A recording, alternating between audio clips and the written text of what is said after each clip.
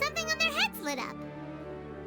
One moment, please, you two. It appears this is your first time visiting Sumeru City. Oh, yeah, that's right. But how did you know that? Because there's currently no information on either of you in the Akasha.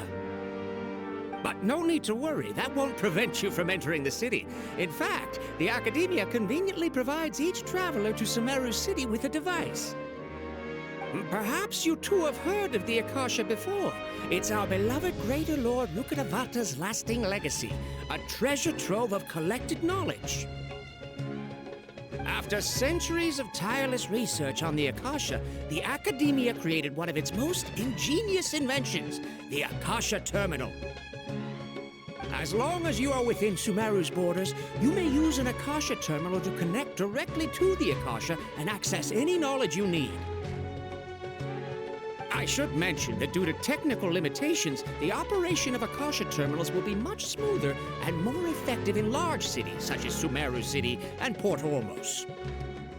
Oh, so this is the thing that Tainari was telling us about. It sounds pretty amazing. You two are quite fortunate. Until recently, it was standard practice to only issue Akasha terminals to outlanders who spent an extended amount of time in Sumeru. However, this policy was recently changed, and now all travelers are issued one upon arrival.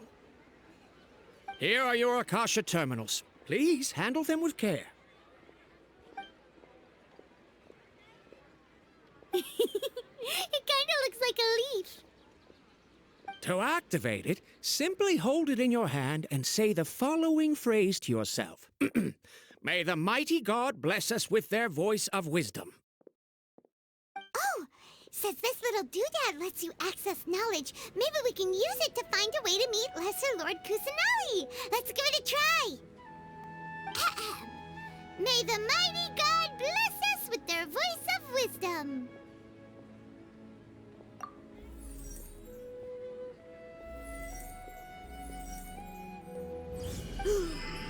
Whoa!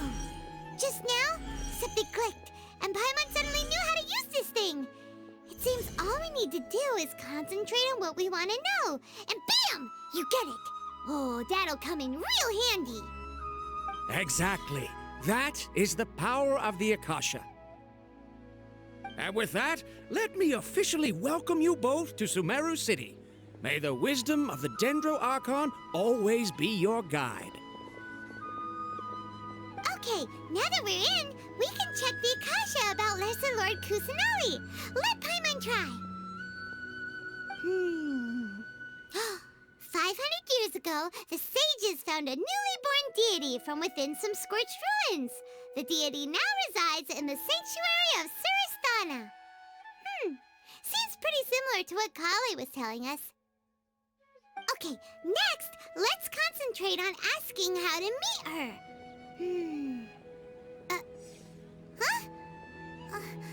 Paimon doesn't sense anything. The Akasha didn't respond to Paimon's question. Oh, come on! Ugh. Focusing on this question feels like when you have something you're trying to remember and it's on the tip of your tongue, but you just can't think of it.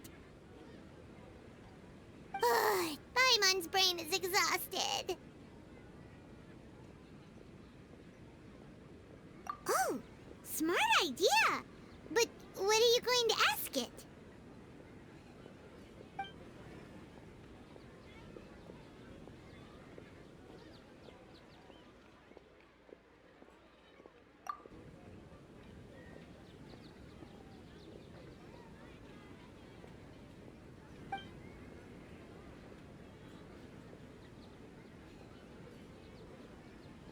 Uh-oh. Paimon's getting all teary-eyed all of a sudden. It feels like the people of Sumeru really miss their Archon.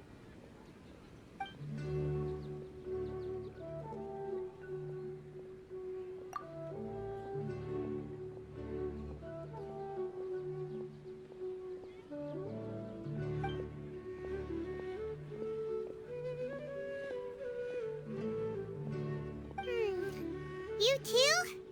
Well, glad it's not just Paimon.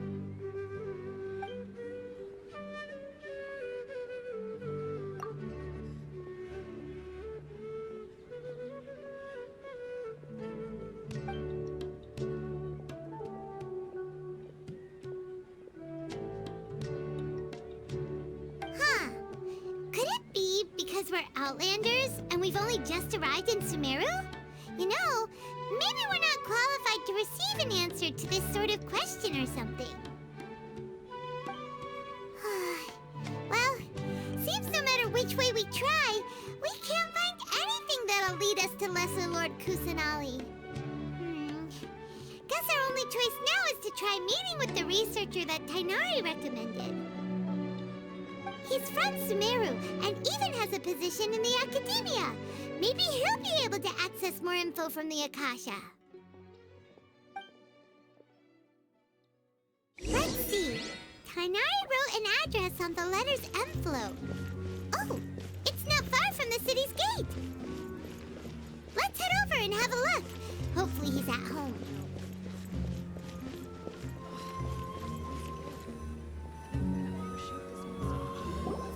All the cumbersome Hello, are you Rohawi? Yes, that's me. Can I help you? Great! You see, Tighnari sent us here and... What? Tighnari? Please, there's no need to say anything, really. Sure, I admit that the article I published last month wasn't my best work, and maybe the data didn't produce the most convincing results, but... Here, this is a letter from Tighnari. Oh, let me see. Ah! Ooh, what a relief. You two nearly scared the life out of me. So you two just have some questions for me? Seems even Tighnari acknowledges my innate ability for procuring information. So, what is it you two would like to know? We want to meet with Lesser Lord Kusanali. Do you know a way we can do that? You mean you want to meet the Dendro Archon herself? This isn't exactly my area of expertise, but let me see what I can find in the Akasha.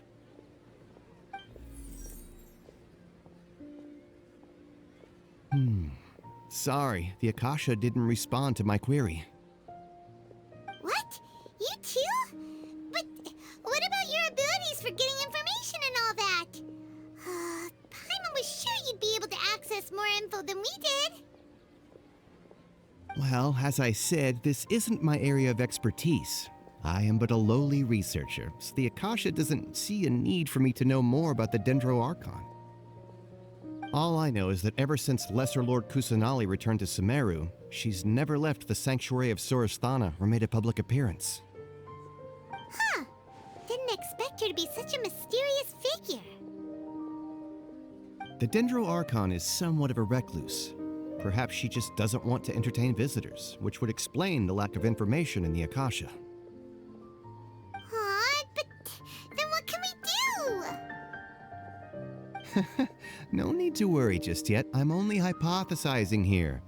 You could certainly try asking around and see if anyone else has ideas. And besides, you two should consider the bright side of things. Not being able to see Lesser Lord Kusanali may not be a bad thing. In this world, there will always be information you cannot obtain from the Akasha and things you can never accomplish. Knowing when to yield is a form of wisdom. Take me, for example. It's a miracle if my brain cells can spit out one paper every 3 years. But Tighnari? That guy can publish 3 papers in just a single year. Okay. Thanks for your advice. Don't mention it.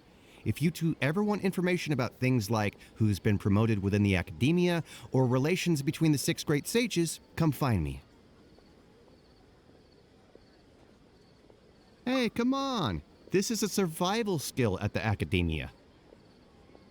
Paimon's expectations were pretty low, but this is so low it's like digging holes in the dirt. So what do we do now? Even if we want to talk to someone, we don't know anybody here. Huh? Like who? Oh, you're right! Katherine! The Adventurers Guild has its own intel network. Let's hurry and find her.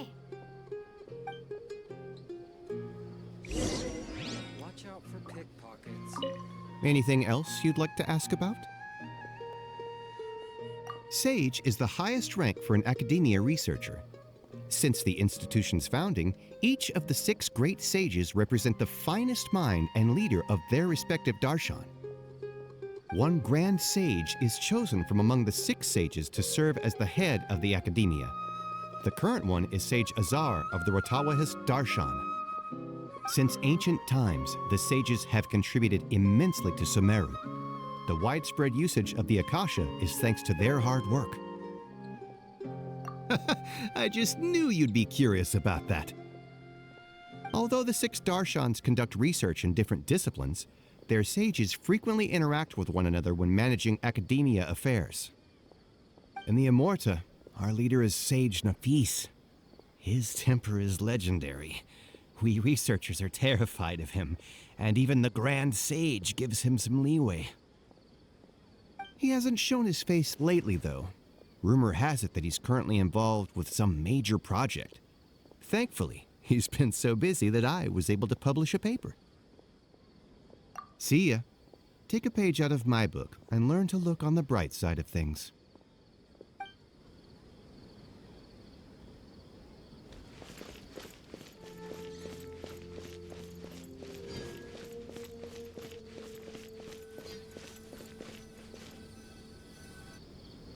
Ad Astra Abyssosk. Hello, Traveler and Paimon. Katherine, we need your help with something. Understood. The Adventurers Guild is always ready to serve you. With what do you require assistance? We want to meet with Lesser Lord Kusanali. Do you know a way we can do that? You two wish to meet with Sumeru's Archon. Understood. Please wait.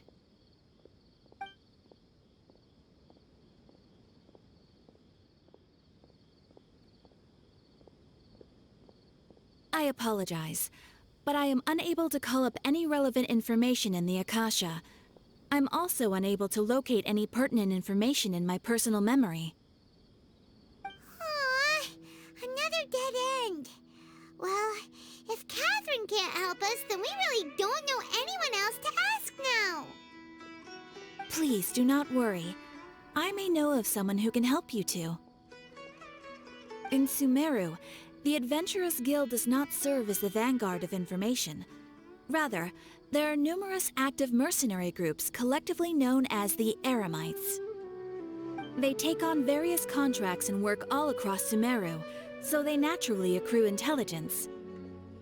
An Eremite brigade called the Corps of 30 is in charge of Sumeru City's defenses. Not only are they the oldest brigade, but they are responsible for managing and coordinating the affairs of all other mercenary brigades. Corps of 30? What a weird name. Supposedly, they are named as such because their ranks numbered 30 at their inception. Asfand, an advisor with the Corps of 30, maintains good relations with the Adventurers Guild.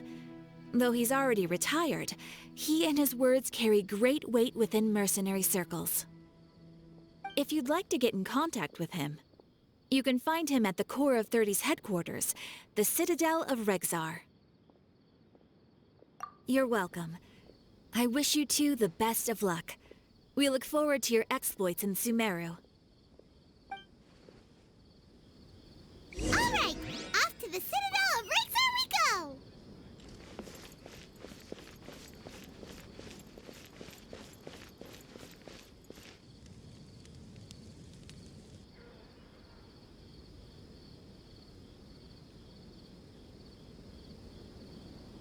Welcome.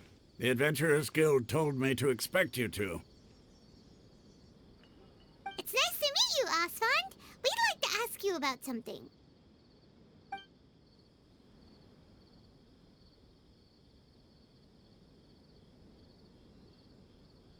I see. So, Katherine's the one who sent you this way. Ha! It's true that the Eremites' network is vast, but even I can't help you meet the Dendro Archon. Wait, seriously? That's it? Afraid so. The Eremites aren't terribly religious, so we don't know much about divinities. As far as the Akasha goes, we can access even less than you. We originally came from the desert. The gods there died off long ago. Since those days, we've used our own two hands to carve out a living. We don't beg gods for their aid. It isn't just us, though. If you ask me, I think most in Sumeru aren't interested in Lesser Lord Kusanali. Oh? Why's that?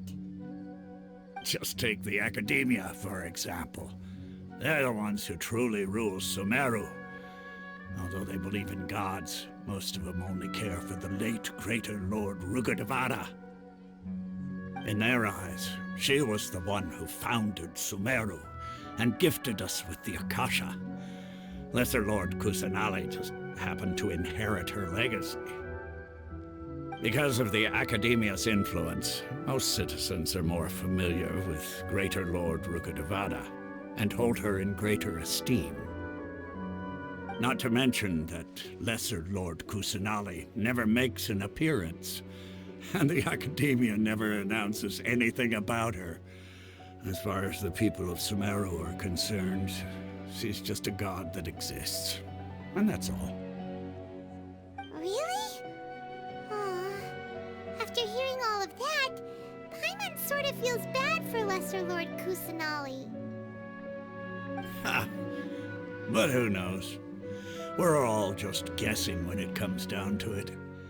Besides, I'm sure the God of Wisdom doesn't worry about her reputation among people like us.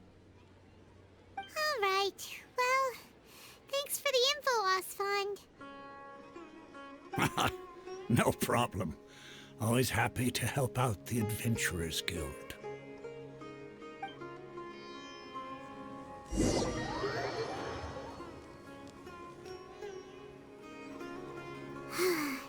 Seems Osfond was right about most people's attitudes here. Not only are they not interested in the Dendro Archon, they even say stuff like, if the Akasha doesn't think I should know, then I don't need to know about it. We've been asking for information non-stop ever since we got to Sumeru, but the harder we try, the more helpless everything seems. Isn't there at least one person in this entire city who cares about Lesser Lord Kusanali? Oh, you two are interested in Lesser Lord Kusanali? Huh? Who are you? From the sound of it, you two are Outlanders who recently arrived here. You've been asking around for information on Lesser Lord Kusanali, right? Oh, I'm sorry. I forgot to introduce myself. I'm Dunyarzad, one of Lesser Lord Kusanali's faithful followers. Whoa, really? Then do you know how we can meet with her? I'm afraid I can't help you with that. But your conversation earlier did happen to remind me of a legend about the Dendro Archon. Sure. It goes like this. Long, long ago, there was a man who heard a prophecy. It predicted that a great calamity was about to befall him. Panicked by what he heard, the man sought out the Dendro Archon in hopes that she would bless him with the wisdom to help him escape his predicament. The man journeyed across deserts and through rainforests and experienced tribulations of every kind. However, he still couldn't find any trace of the Dendro Archon. In despair, he thought, alas, the Archon has abandoned me. He then had no choice but to sorrowfully resign to his fate. Okay, and then what happened? And then, the calamity came. But to his own surprise, the man felt somehow emboldened by the trials of his journey. By relying on his own strength, he managed to overcome the adversity. At that moment, a bird perched upon his shoulder. This bird was, in fact, an avatar of the Dendro Archon. She said, "O Archon Seeker, do you now understand? She and her wisdom have long been found by you. Along your journey, we were in every flower and blade of grass, every ray of sparkling sun, and every breath of dancing wind. So long as you continue to think and ponder, we'll be wherever you go." Yeah, thanks for the story! Paimon feels all warm and fuzzy inside after that. in a way. It seems like this story is also one of the Dendro Archon's avatars. Dunyarzad, since you worship Lesser Lord Kusanali, can you tell us anything else about her? Of course. So did you two know that, I'm terribly sorry, but it seems something's come up now. Let's chat another day.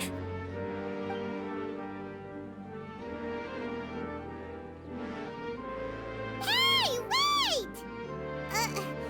What the heck just happened? It looks like they're searching for someone. Dunyarzad was acting super nervous just now. You think they're looking for her?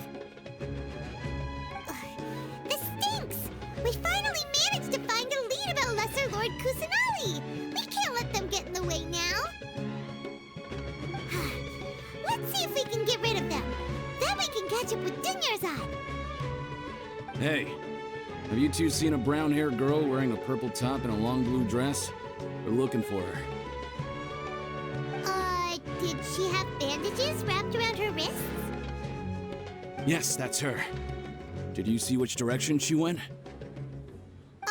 Yeah, she went that way. Quick, after her!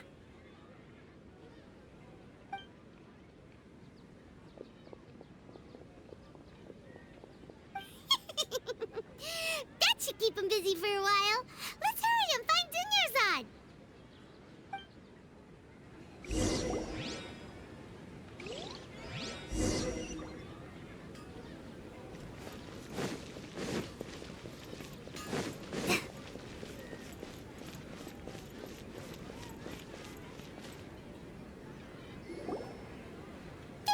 Dunyarzad, we thought you might have been long gone by now. Oh, it's you two. Oh, you startled me there. You can relax now. We threw those people looking for you off the trail. Really? Thank you so much. Unfortunately, I believe there's still more of them out there looking for me. Uh-oh, looks like there are some coming this way. Huh? More of them? Then what are we standing here for? Run! No, wait, my body isn't in the best shape. It's difficult for me to run. Okay, sounds good. There's a tavern on the other side of the port we can go to. They probably wouldn't expect me to hide in a place like that. All right, let's move out. Stay behind us. We'll keep an eye out for anyone looking for you.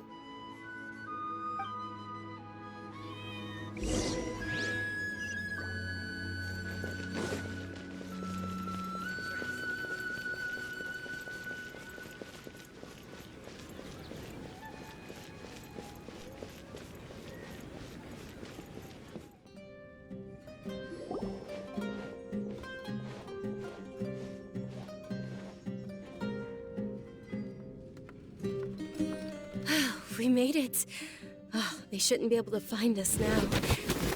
Wait! Stand down, Dehya!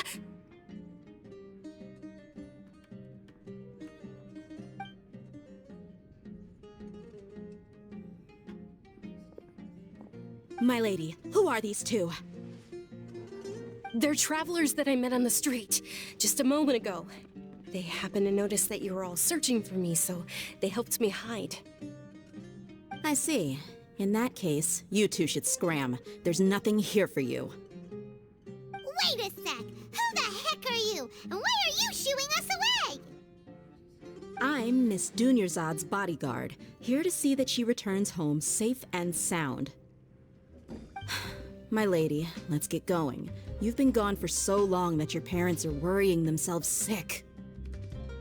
And if I refuse to go with you?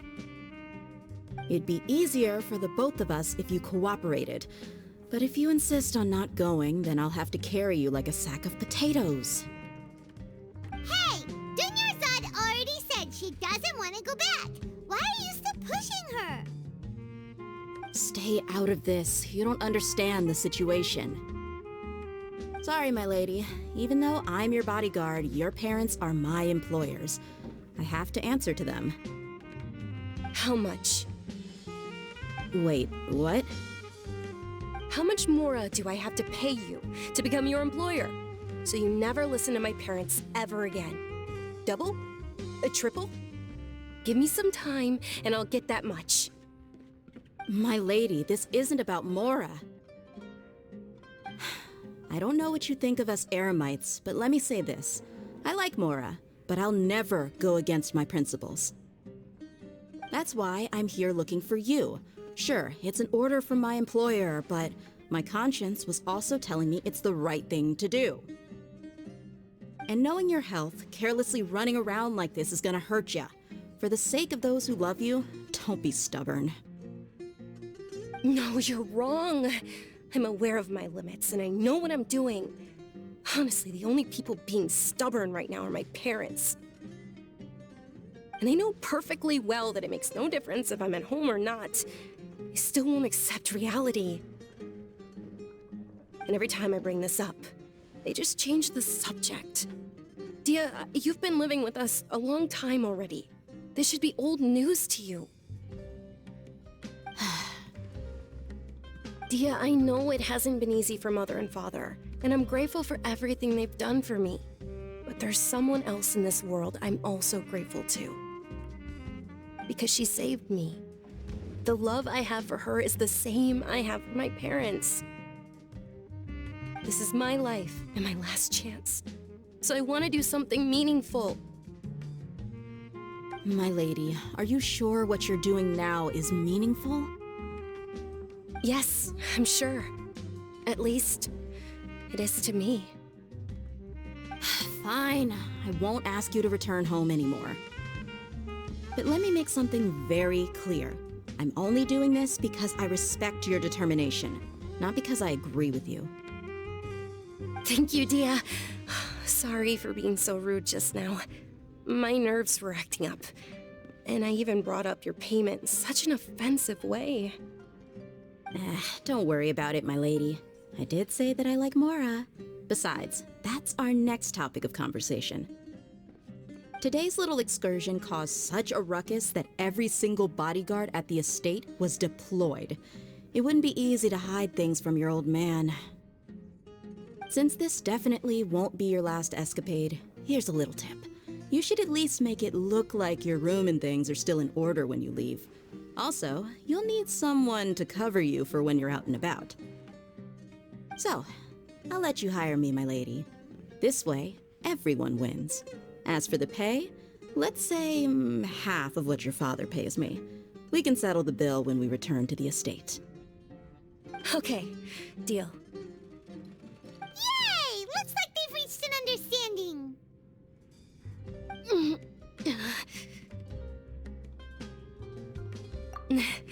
I'm fine, really.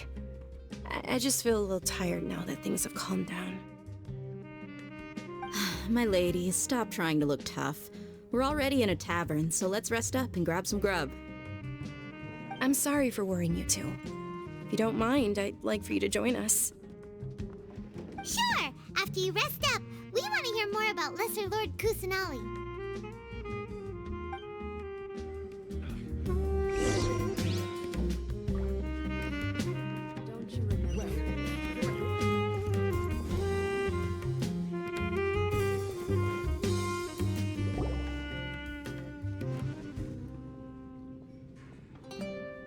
Ha! Well, if it isn't Dehya, haven't seen you in nearly half a year. Word on the street is that you're a bodyguard for the Homayani family now. Ha! Don't you find that kind of work boring? Nah, you get used to it. How about a menu over here? You got it, huh? Isn't this little Miss Homayani herself?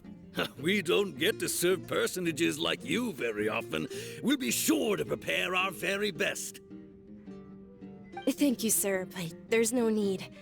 I don't have a lot of Mora on me, and I really ought to save as much as I can. But please bring these two the best food you have. They're my new friends, so I want to be a good host for them.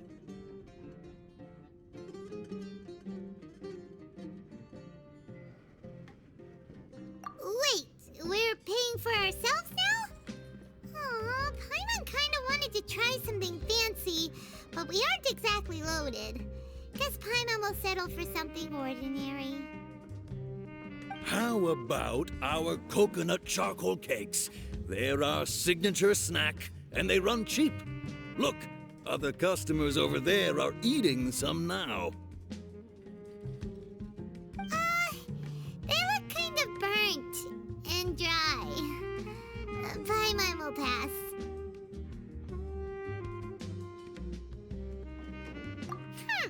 What do you have against my slime dishes?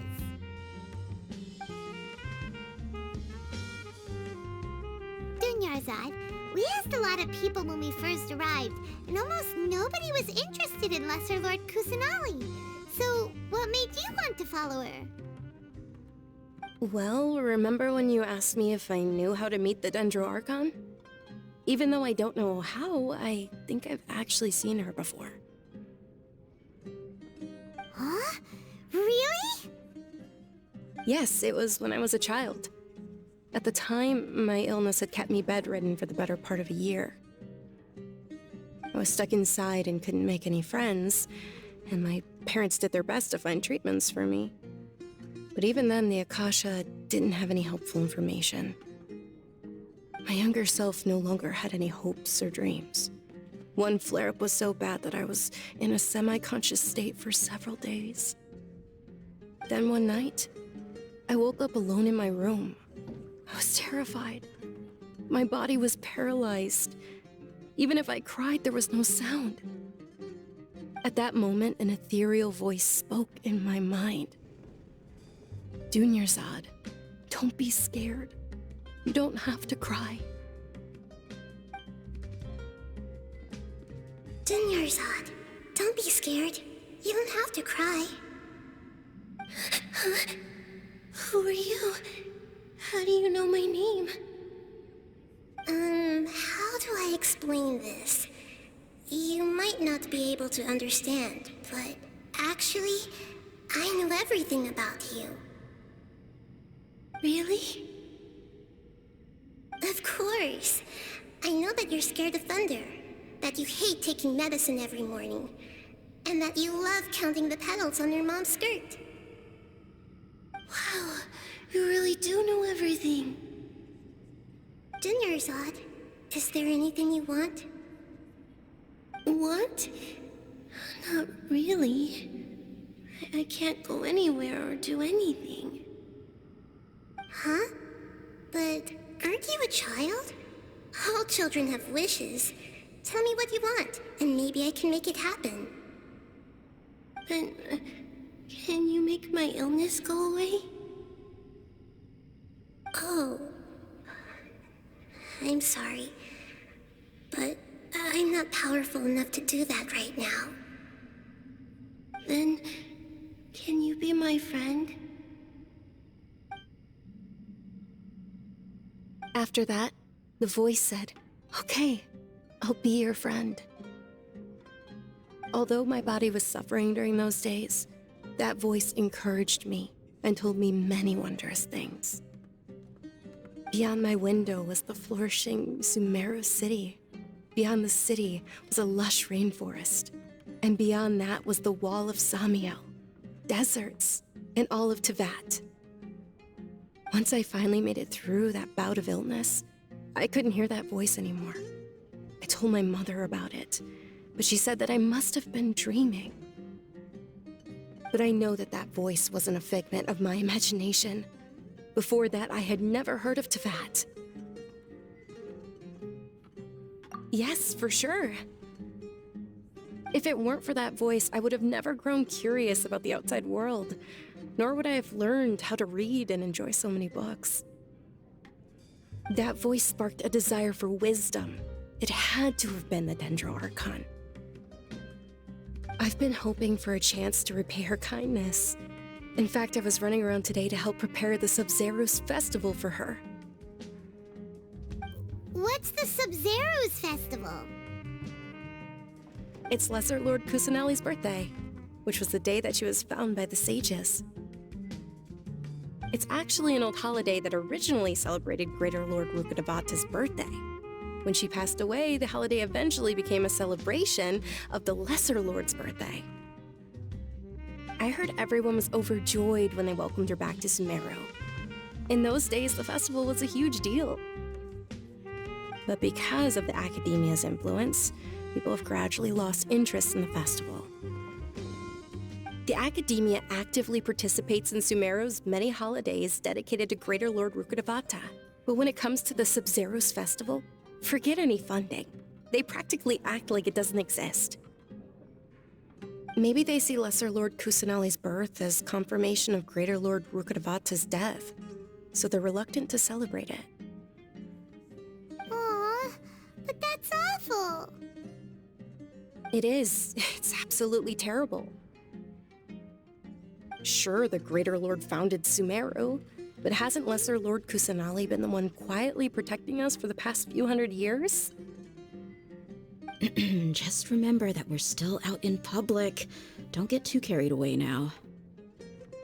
I know that people over by the Grand Bazaar still hold the Sub-Zero's festival to this day, but I hadn't met any of them before, so I was never able to contribute. But recently, I made a friend there who also follows Lesser Lord Kusanali. I gave her my savings because I want her to throw a wonderful festival this year. That's the least I could do for Lesser Lord Kusanali. Hold on, my lady. Does this friend happen to be Nilou, the one who sends flowers to the estate? Yes, that's her. I saw her leaving the other day with a nervous look on her face. It seemed like she was hiding something in her arms. Did you give her something? Yes. Initially, I didn't have much Mora prepared, so I had Nilou sell one of my skirts. I've agreed with Nilou to meet up at the Grand Bazaar today, and see how things are coming along. Dehya, would you accompany me? Sure. That's quite the trip, though. I'll carry you. No, that would be too much, even for you. You might as well just accept the lift. If I let you walk, who knows how long it'll take us. And if anything happens to you, then I'd really never hear the end of it from your father. But of course. Nilou will be thrilled to hear there are more people interested in Lesser Lord Kusanali.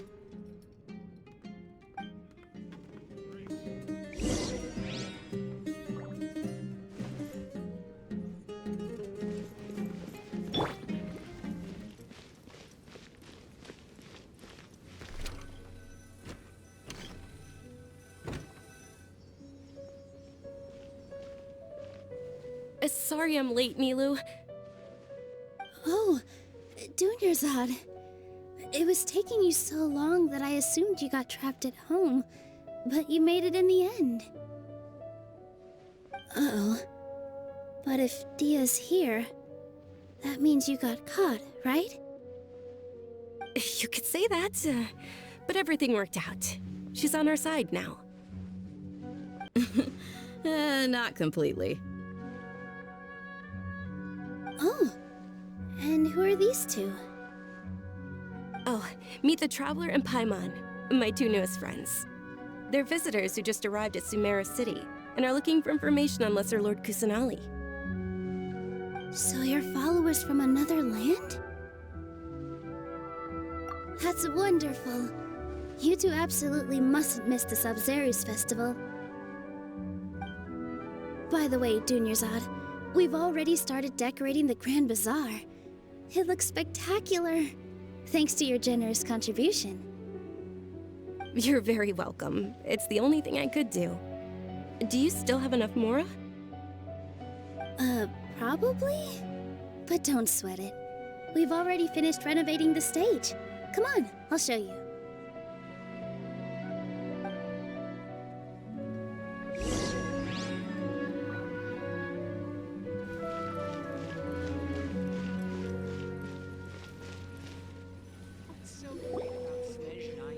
Wow! This place is amazing! Not bad. Last time I was here, the stairs were full of holes. The stairs were nothing. A little while ago, we discovered that the tree above the stage had a huge chunk of bark ready to fall off. Mr. Zubair was worried sick. We reported it to the Academia many times, but they never sent anyone to deal with it. we didn't want anything bad happening, so we were going to cancel all the stage performances. Oh, probably because it was the theater asking. The Academia looks down on performers like us. They probably think it would be best if the theater closed down completely. We can't let that happen, though. Not only would everyone involved in the theater go hungry, but then we wouldn't be able to hold the Sub-Zero's festival anymore. Thank the Dendro Archon for Dunyarzad. But the more she gave us, we hired someone to patch up the tree, and we also gave the stage a much-needed makeover. The stage is going to be even prettier when it's festival time. I can't wait for you to see it. And I can't wait to see you on the stage. You've been practicing so long already. It's almost time for your dream to become reality. It's our dream. I'll do my best for the two of us. Nilou, what are you gonna be doing at the festival? She'll be dancing the dance of Sub-Zeros, the most important performance at the Sub-Zeros festival. Dunyarzad, have you told him the origin of this holiday? I only told them about the Greater Lord and Lesser Lord so far. Okay, then I'll tell you two about how this holiday came to be.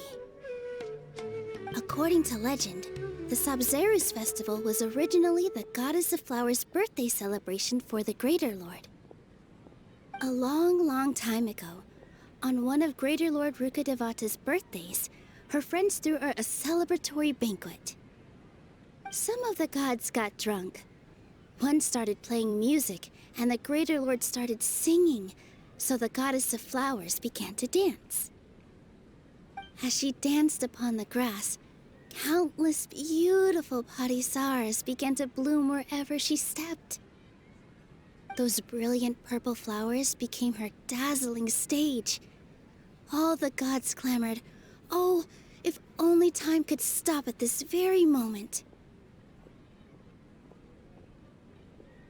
Of course they did. When people mention the gods, they always think of the Archon War. But Sumeru's gods also had happy times. Although they aren't around anymore, they're preserved in our tradition of dance. This outfit I'm wearing is apparently based on how the Goddess of Flowers looked.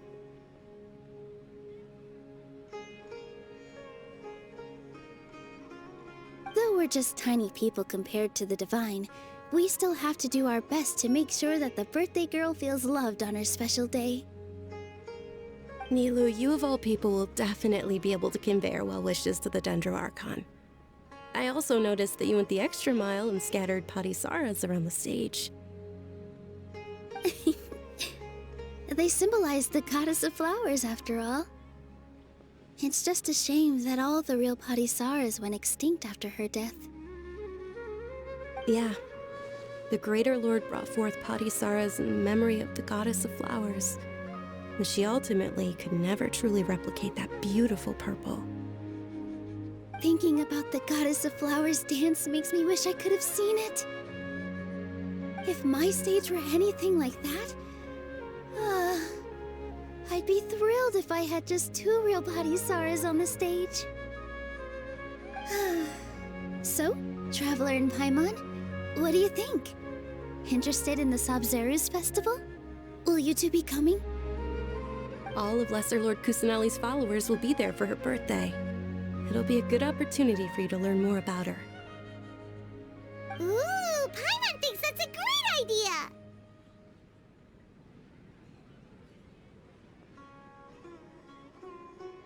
Of course Paimon wants to watch. Those two things aren't mutually exclusive, you know. So how about we all attend the Sub-Zero's festival together? Dunyarzad, let me show you which stage decorations we've picked out so far. Traveler and Paimon, if that doesn't sound interesting to you, then feel free to explore the area.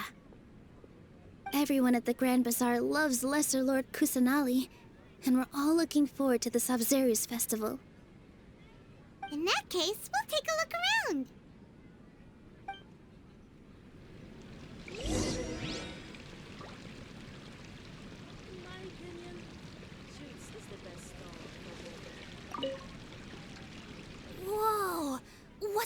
yellow hair? And why do your clothes look so funny? Are you an outlander? Did you know that the Sabzeruz festival is about to happen? There'll be loads of fun things to do at the festival. But the best part is when Ferris, the Knight of Flowers, passes out candy to everyone.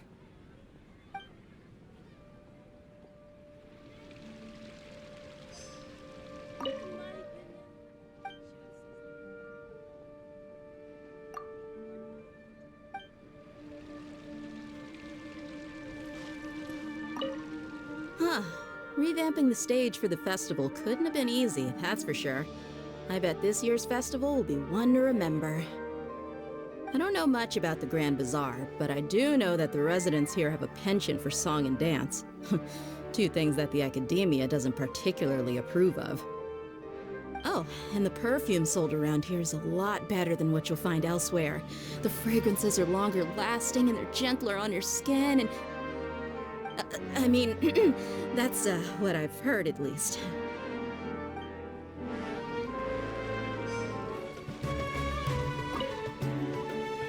Things are really shaping up, and there's a buzz around the festival this year. We're expecting people from all over to come by this year and buy things during the festivities. Don't be fooled into thinking that Sumeru City has the best of everything. Some festival snacks are only offered here in the Grand Bazaar. And when it comes to musicians, dancers, or singers, the Grand Bazaar's got the best of the best. Sure, those folks at the Academia might not like it, but what's a festival without song and dance?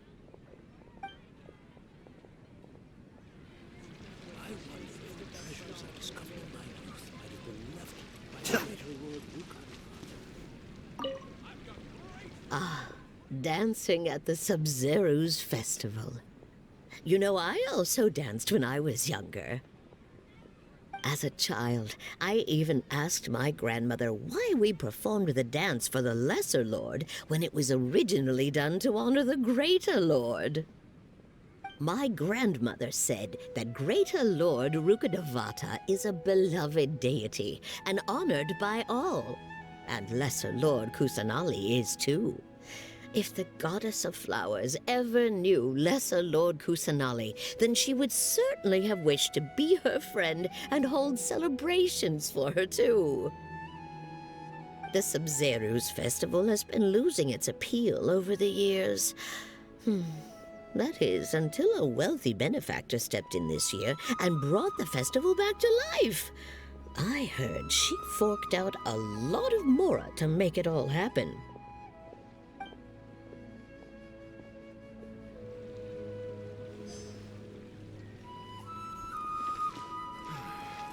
Life is so dull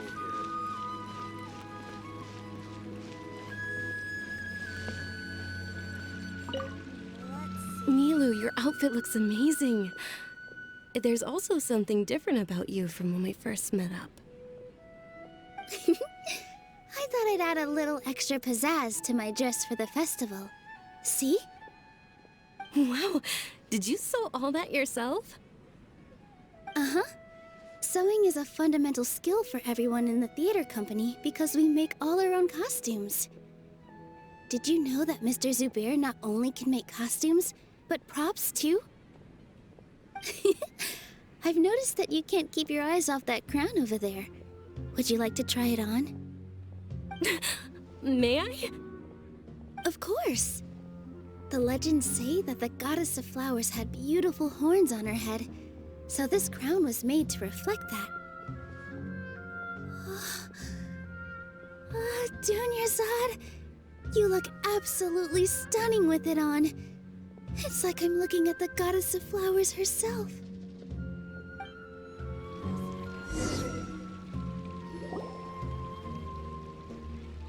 Hey! Is that who Paimon thinks it is? It looks like Katherine.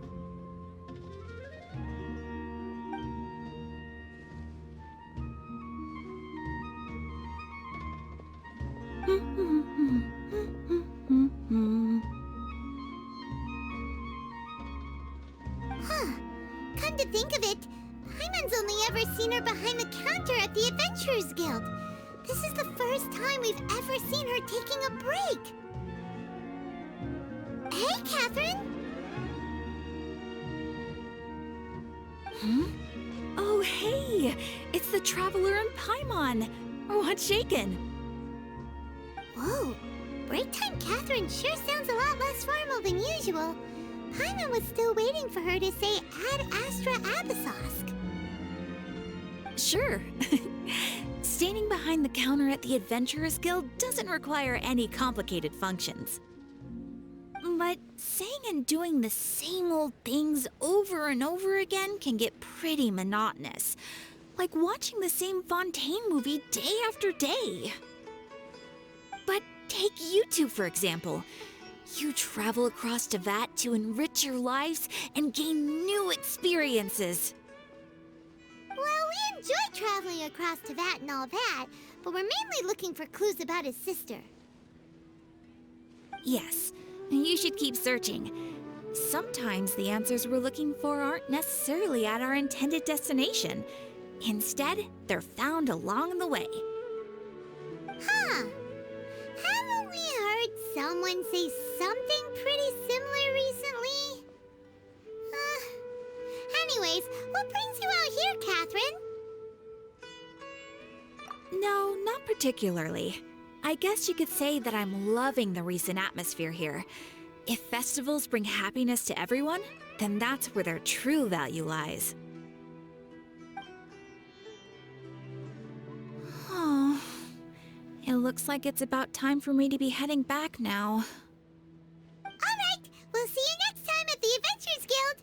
Oh, by the way, thanks for connecting us with the Eremites.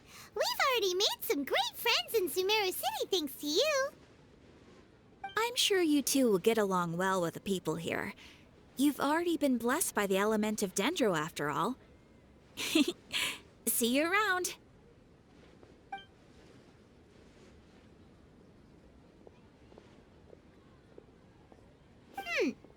There's something really different about Katherine today. Hey, Traveler. Paimon. Oh, hey, Dehya. What's going on? I've got something to tell ya. My lady knows you're looking for ways to meet Lesser Lord Kusanali, and she's been trying to come up with a way to help you. Well, I have an idea that might help. Are you serious? We'd love that! It might not necessarily pan out, so don't get your hopes up too much. I'll need to take you two somewhere and ask someone some questions. My lady is feeling a little worn out at the moment. Nilou's found a place for her to rest.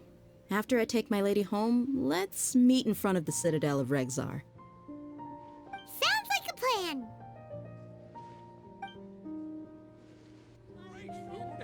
Let's head over to the Citadel of Regzar and wait for Dehya!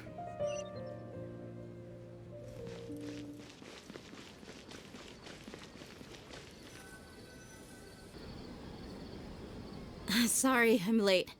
It took some convincing for the Master and Mistress to believe that Miss Dunyarzad was only sitting in the port for a while because she was in a bad mood. Anyway, I guess I should be thanking you. I haven't seen Miss Dunyarzad that happy in a long time. If it wasn't for you two, she probably would have been caught and dragged back much earlier. You sure sound a whole lot nicer than when we first met, Dehya. Who would have thought you had such a soft spot for Dunyarzad? It's called being a professional. I'm a bodyguard, and I work for whoever's paying. Look, Dehya's blushing. Listen, you two. I don't expect to be working for Miss Dunyarzad very long, but I hope to finish things on a positive note if possible. Let's cut the chit-chat and head into the Citadel. We'll see if the person I know has a way for you two to meet with the Lesser Lord.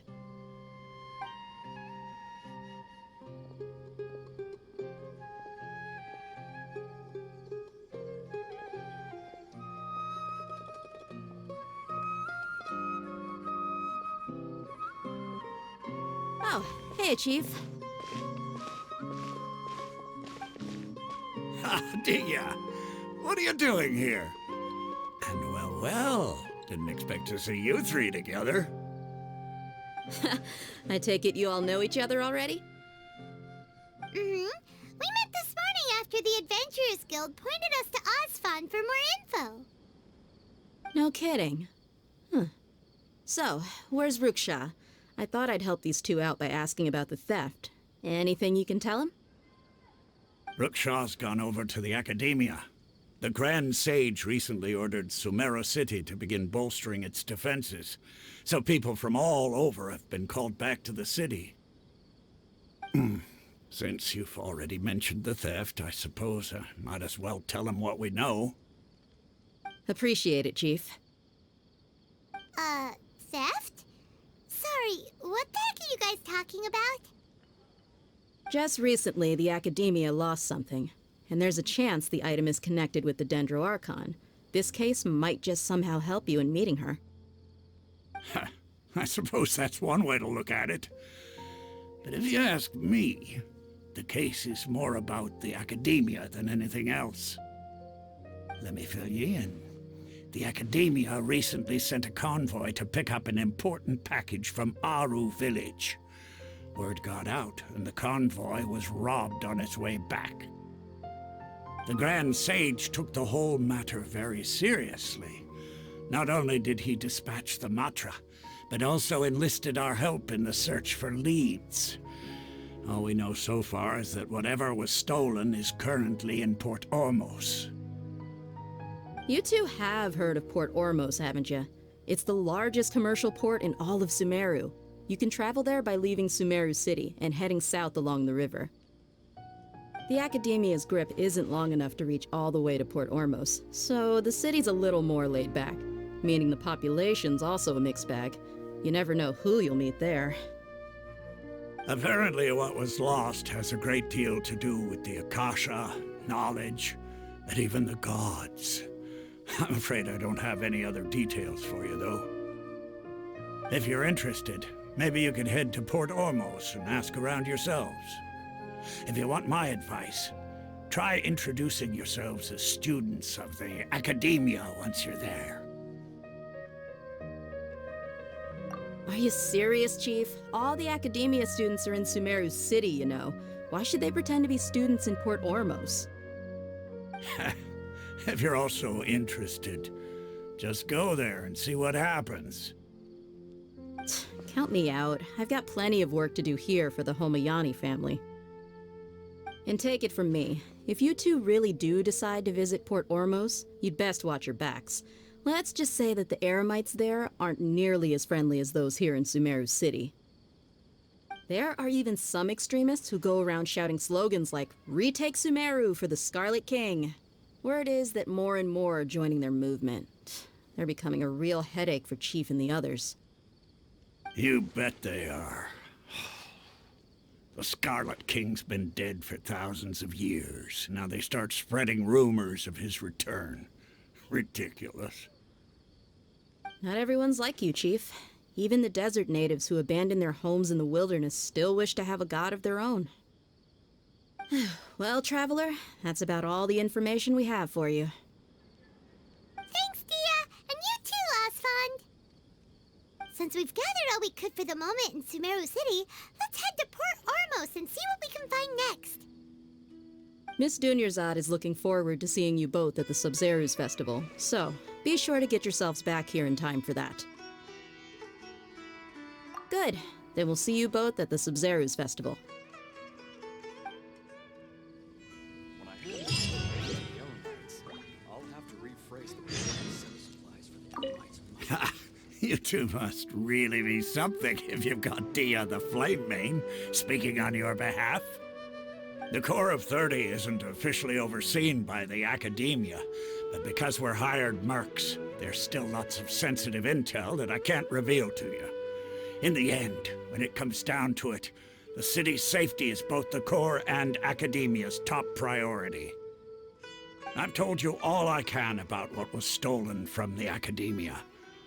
As for why you should pretend to be students in Port Ormos, I'll leave that for you to find out yourself.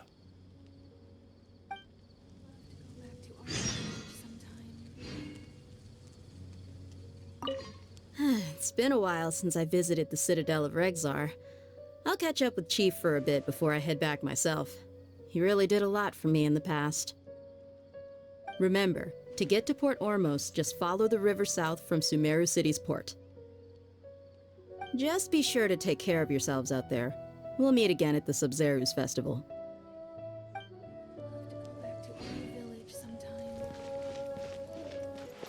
Every piece of wood is a blessing from Lesser Lord.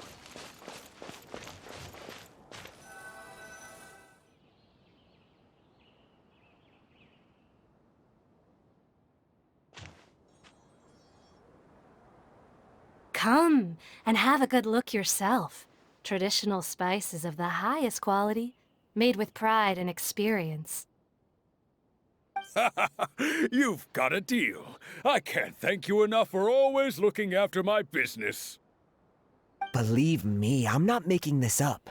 Several Eremite mercenary groups are nearly in open conflict, but does the core of 30 care? And that's not all. Did you know that... Wow! Talk about hurly-burly! This place is busy! Oh, guess that's only to be expected for the largest port in Sumeru. Maybe it's because of what Dehya told us earlier, but Paimon can't seem to shake the feeling that there's also danger lurking in these crowds. Ooh. Let's get our bearings so we can start looking for leads. We know that whatever the Academia lost is related to the gods. But other than that, we don't have much else to go on. Osvan told us to try posing as Academia students while asking around. Paimon checked the Akasha on the way here, and the Academia doesn't seem to have any research facilities in Port Ormos. Paimon doesn't get it. Won't we look even more suspicious going around saying we're Academia students and asking about the stolen item? Well, given all the people that come through here every day, if there's any information to be found, Paimon bets we could find it in the market. Let's ask around and see what we come up with.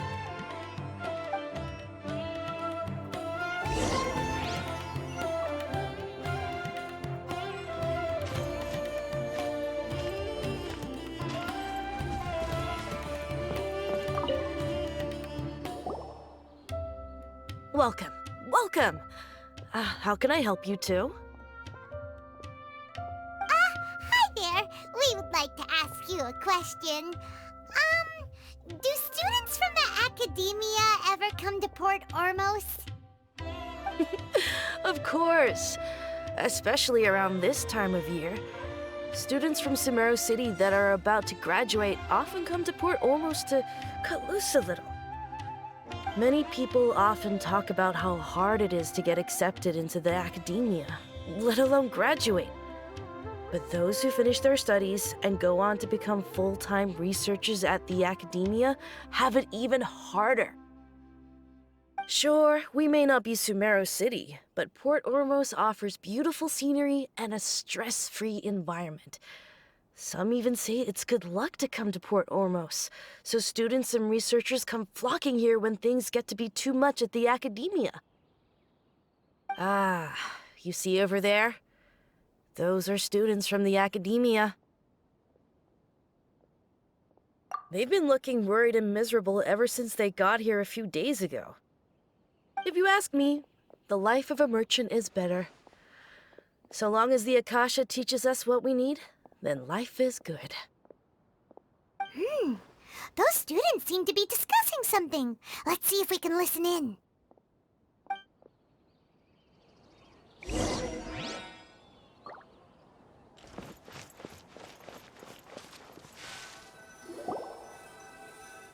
It's no good. I've tried asking around, but I haven't been able to learn anything useful. Not to mention that a bunch of scary-looking Eremite mercenaries have been posted along the streets now. There's been a lot of fighting between the different Eremite factions in Port Ormos. If we choose to move on our own, then it would be wise to steer clear of them. Especially the group that's constantly shouting some stuff about the Scarlet King and some resurrection. I've even heard that the Citadel of Regzar is starting to get fed up with them. What was that group called again? Ein something or other? They're called Ein el Ahmar. Today, I heard that the thing we're after might be in their possession at the moment. Wait, come again? Don't you see? Many of the Eremites in Port Ormos deal with trading this kind of thing. They're usually pretty wary of outsiders, but not so with students of the academia. It's because the kind of goods that students are looking for aren't the kind of goods that Eremites are after. As long as they know you're a student, then deals can be made. I've heard that Ain al-Hakmar likes to set up shop at the Jafar Tavern. Supposedly, if you're willing to part with 500,000 mora, they'll give you info on anything. Wait, did you say 500,000? If information alone costs that much, then how could we ever afford to buy what we're looking for? I guess we might as well give up on trying to graduate this way. I wouldn't worry too much. Our field of research is very niche. Who else could possibly be after that kind of shady knowledge? I bet it's practically worthless to anyone aside from us. Well, I guess that makes sense.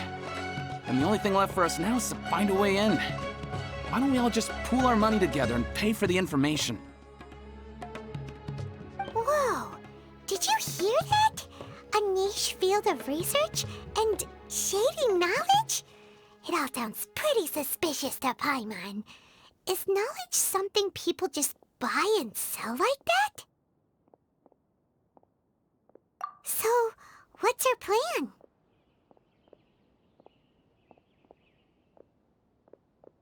Wait, didn't you hear what they just said? Buying information is going to cost us 500,000 mora! Have you lost your mind? Oh, all right. Paimon never thought she'd agree to parting with that kind of mora. But if you know what you're doing, then we should give it a shot.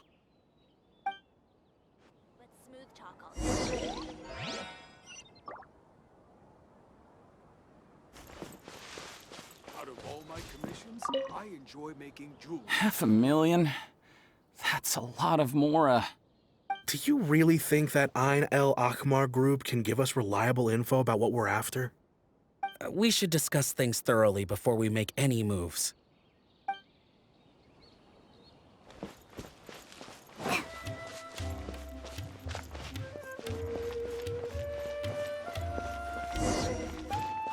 This is the place we heard those students talking about. Let's find a seat somewhere and see if we can spot the group they mentioned.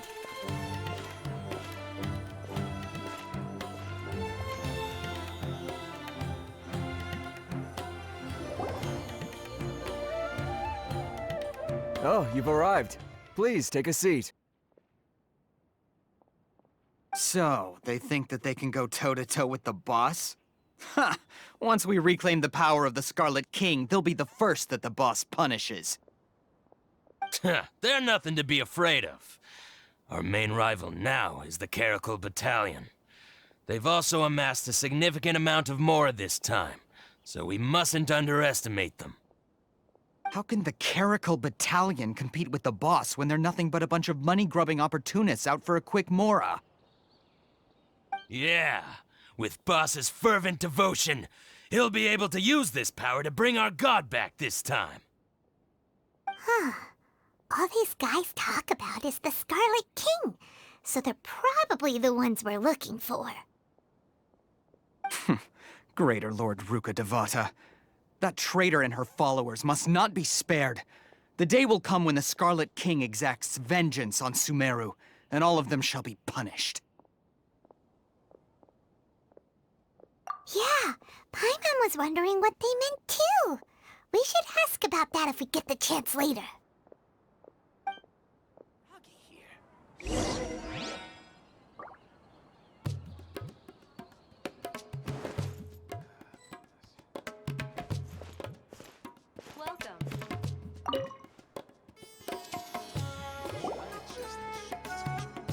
Huh? Who are you? What do you want? A student? What's a student from Sumeru City doing in Port Ormos?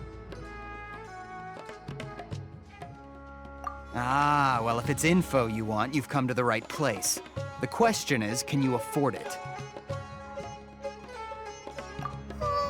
Paimon can't stand to see so much more go. But there's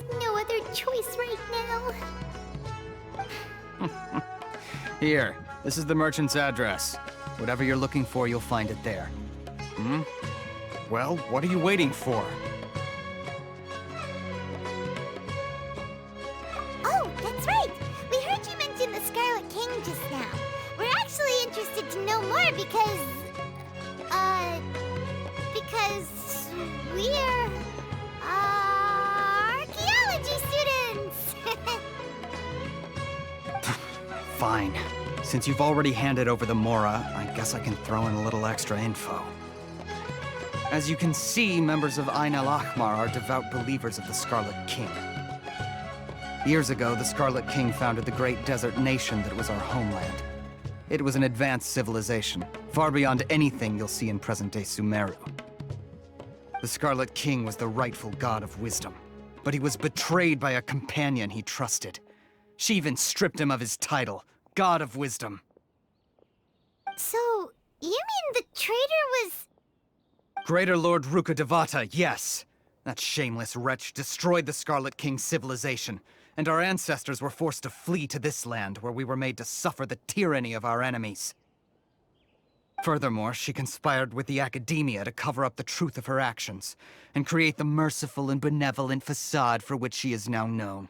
Ugh, just thinking about it sickens me. But the story doesn't end there, oh no. The Scarlet King isn't truly dead. The voice of the Oracle has been heard in the desert, prophesying his resurrection. Mark my words, our god shall return. And when that day comes, all followers of the traitor and all the desert dwellers who have forgotten their true god will suffer retribution together. If what I'm saying makes you shiver with fear, it might not be too late for you to become a believer of the Scarlet King. I don't have anything to say to you Academia people about that.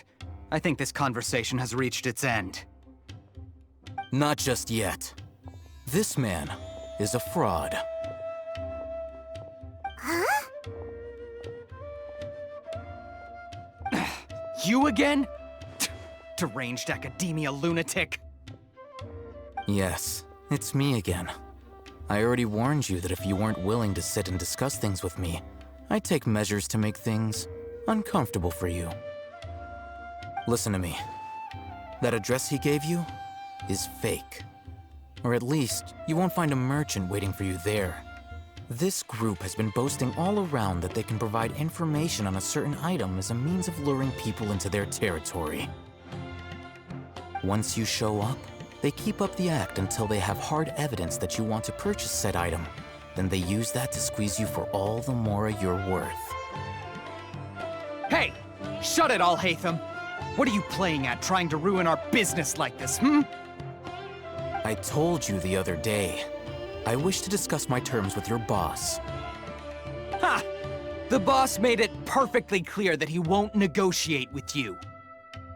Yes, and in no uncertain terms. But that was then. It does not preclude him from changing his mind in the future. I'm warning you. Don't push us, or this could get ugly. We don't usually get rough with people from the Academia because it just complicates things. For a lunatic like you, though, we might just have to make an exception. If you're suggesting that we escalate this from a verbal exchange to a physical one, I accept. After all, even the Archons used war to negotiate the ownership of Teyvat. If, on the other hand, we can't agree on any means of negotiation at all, then I'm afraid my next course of action will sting a little more than the mere falling through of a few business deals. I will jeopardize the Eremites' reputation, which I know you value above all else. I am quite confident that if I began to take such action, your boss would willingly approach me himself. However, I fear that by then, some things will have happened that cannot be undone. Also, a word of advice. I suggest you tell your boss exactly what happened here today. Otherwise, he might blame you for not telling him in the future. What did you say? Consider this. Have I ever failed to follow through on my word in the past? This guy is really out of his mind. Okay then. If you really have a death wish, let's meet a week from today. The pier in front of the Pharos Lighthouse, 4 o'clock in the afternoon, sharp. Don't expect us to hold back. Not so fast. First, you return the 500,000 mora to them.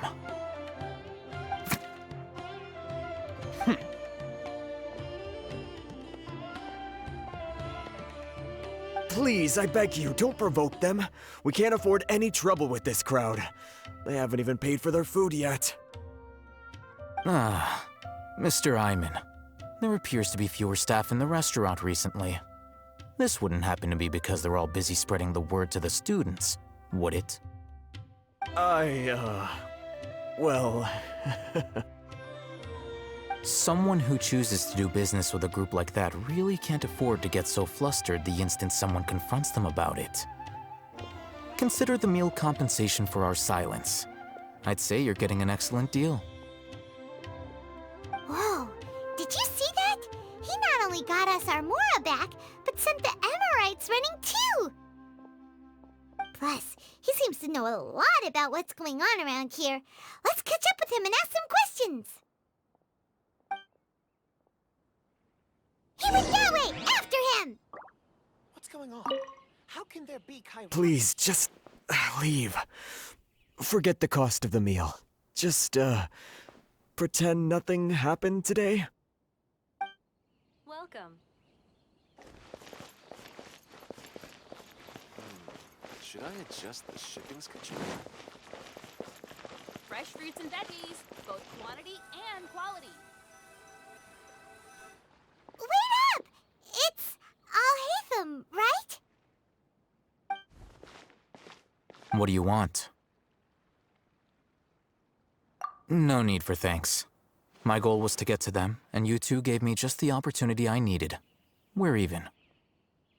Oh, I advise you to keep your distance from them. Since they weren't able to make off with your Mora in the end, they might harass you again in the future. All right. Goodbye.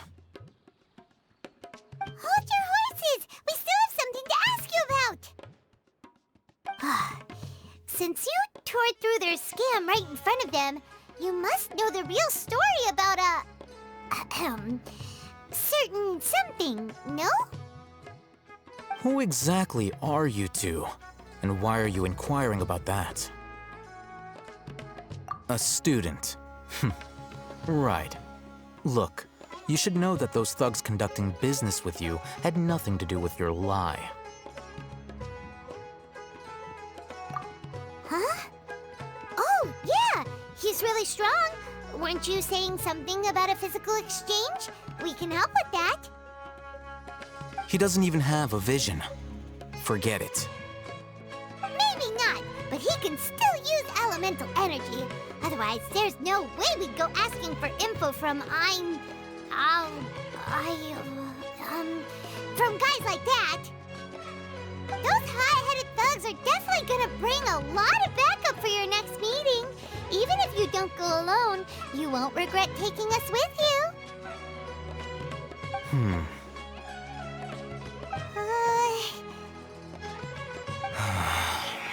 All right, I accept. Got a pen and paper? If you're searching for someone who sells that kind of merchandise, I'll give you one of their addresses, and you can try your luck. We'll reconvene at the appointed time by the pier. It doesn't matter if you show up or not. So, since you were happy to give us this merchant's information, does that mean you can tell us exactly what we're after? You were willing to part with 500,000 mora for something and you didn't even know what it was? Okay. Well, if you truly are as skilled as you claim, then you can beat the answer out of them when they become hostile. Look, if you've been making inquiries, then you have to know something by now. Tell me what you know so far, so I don't waste time repeating information. We know it's connected to the academia somehow, and that not only do the Eremites deal in it, but some students want to get a hold of it too. What else? You know almost everything there is to know. But you're unable to compile this information because you've never seen the object before. This is what you've been looking for. Huh? Paimon can't tell what it is. It looks like some kind of ornament. This is a knowledge capsule. To put it simply, it's a vessel that can store a fixed quantity of canned knowledge. It's like a miniature Akasha. Anyone who links it to their personal Akasha terminal instantly becomes privy to its contents. Correct. Anyone. Unlike the Akasha, which heavily regulates who can access what information, knowledge capsules confer their contents without any requisites. That's amazing! It's essentially a convenient and harmless vestibule for knowledge. Unfortunately, it's illegal in Sumeru to privately possess or trade them. They were created as a means for scholars to transfer knowledge gained from Irminsul into the Akasha, and are intended to be destroyed immediately after use. But despite strict regulations, some of these knowledge capsules will always escape destruction. After all, there will always be those in this world who are dissatisfied with life as designed for them by the Akasha and wish to change their fate. Over the past century, a wide variety of canned knowledge has been leaked from the academia. Now, in Port Ormos, the valuable ones are a means to Mora for the Eremites. Meanwhile, those which the Eremites deem to be useless to them occasionally prove useful to the common citizens and hapless academia students. Well, I think that about sums it up.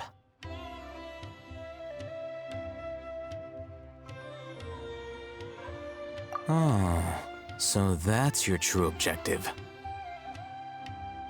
With our current arrangement, I don't believe I can offer an answer. You're still resolved. Fine. Let's talk somewhere with fewer people.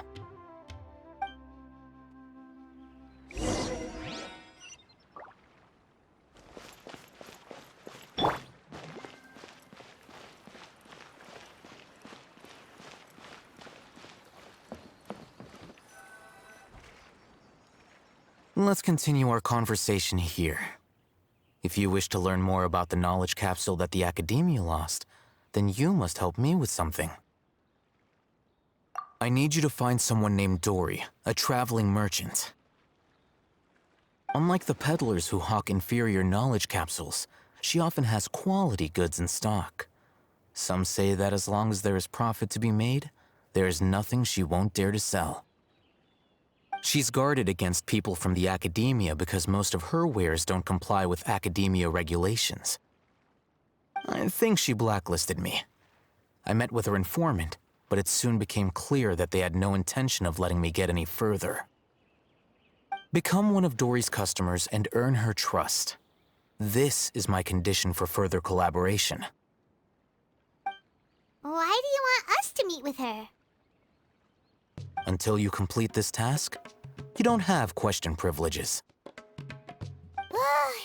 Fine. So how do we go about doing this? You two are outlanders who haven't been here for long, so Dory should view you as safe clients. I'll give you the informant's address and their contact password. Beyond the password, though, I have no way of knowing what other tricks she might have up her sleeve. You'll have to improvise.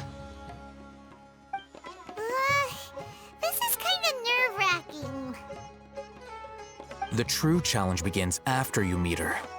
She has a keen nose for Mora and a shrewd eye for wares, and she only likes customers who she deems to have good taste. I'll prepare some funds for you. Buy her highest quality wares and earn her approval. But we only just saw a knowledge capsule for the first time. We don't know how to tell which ones are good and which ones are bad. Is that something we can learn quickly?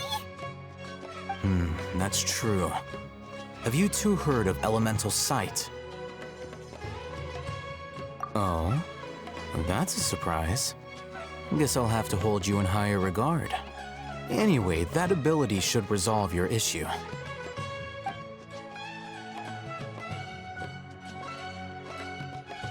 Here are 2 knowledge capsules. Tell me, can you detect any difference in their quality?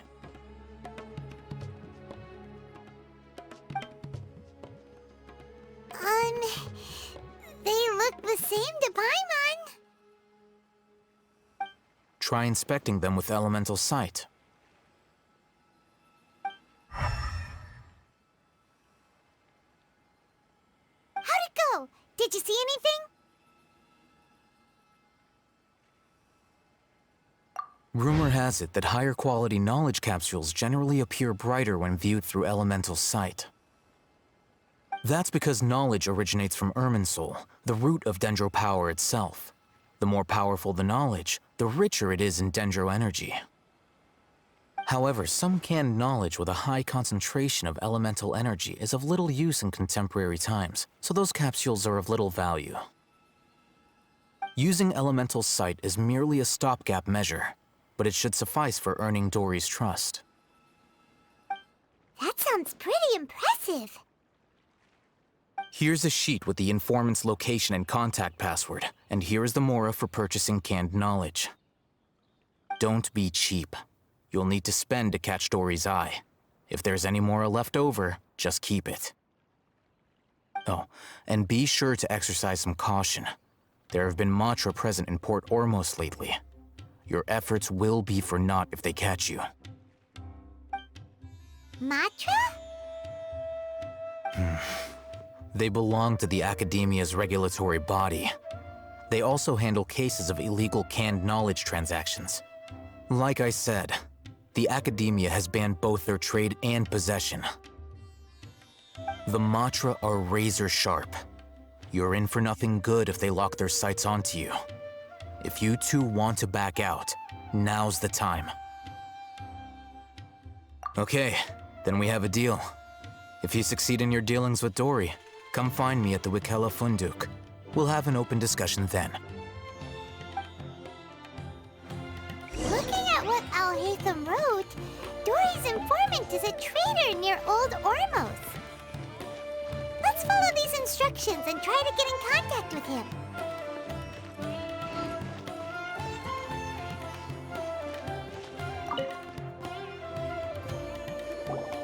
Hello. What are you 2 looking to buy?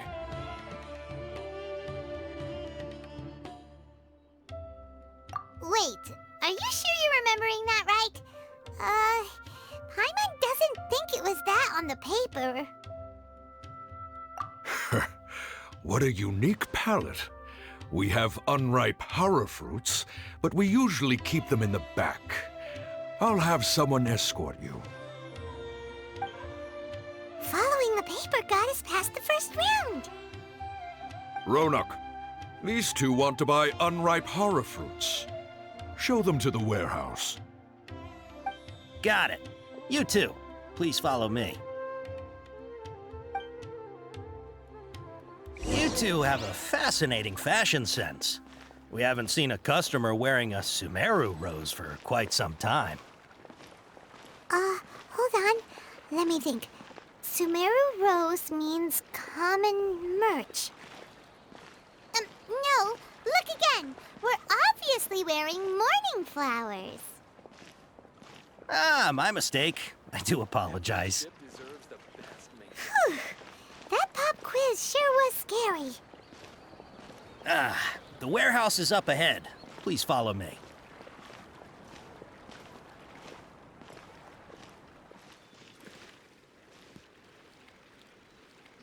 Before I retrieve your products, I need to confirm a few things. Please forgive me, but we may not have sufficient stock for you today. Earlier, many of our hara fruits were taken by mice. Thanks. If better goods come in, you'll be the first to know. You look like you have some skill. Why don't I pick out some fruits that'll make you dizzy? Yep, that's the right answer. But eating hara fruit that makes your head and ears ring sounds like a bad life decision. Would you like your hara fruits to be packaged in the Sumeru City or Port Ormos style? Wow, you 2 sure are generous customers. We'll be sure to package your products beautifully. Okay. Everything has been confirmed. Miss Dory is waiting for you up at... Shoot! It's the Matra! Run! What? The matcha? Where? Alhaitham said we're done for if they catch us. We gotta get out of here.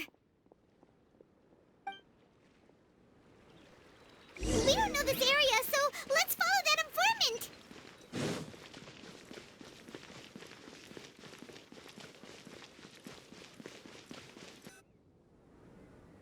He ran that way.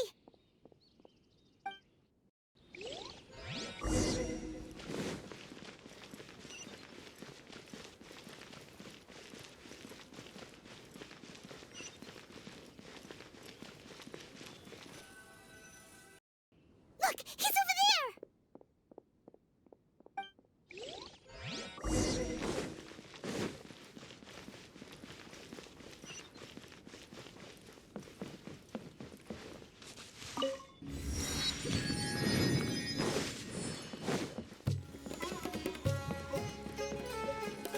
Hey!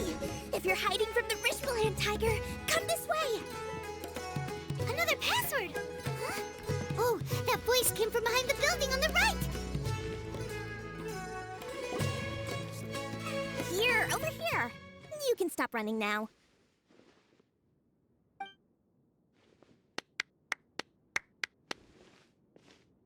So you were the one who was calling out to us just now. But, are we definitely gonna be safe here? These two good customers wish to buy some horror fruit, Miss Dory. And if there's nothing else, I'll just excuse myself. Oh, very good. Thank you.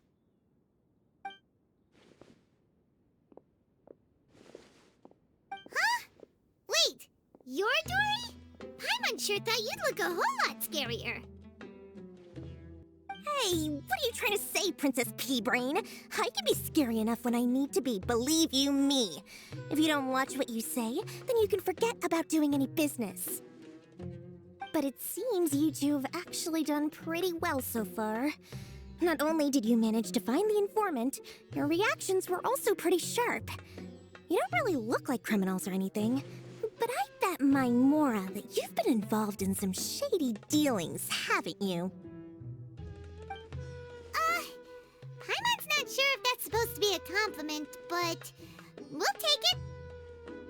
I can't risk doing business with people who start huffing and puffing after just a few paces, no matter how much Mora they might have. Not only will they get caught by the Matra, but they'll also get us into trouble. As decent folks trying to run an honest business, we don't need any of that. Wouldn't you agree? So that's why I prefer to have customers like you. It's your first time here, but don't worry, I won't ask too many questions.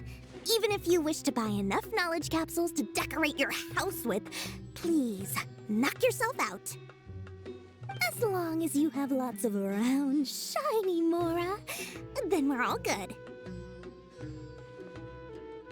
Ah, yes, of course, of course. Go ahead, help yourselves. Voila!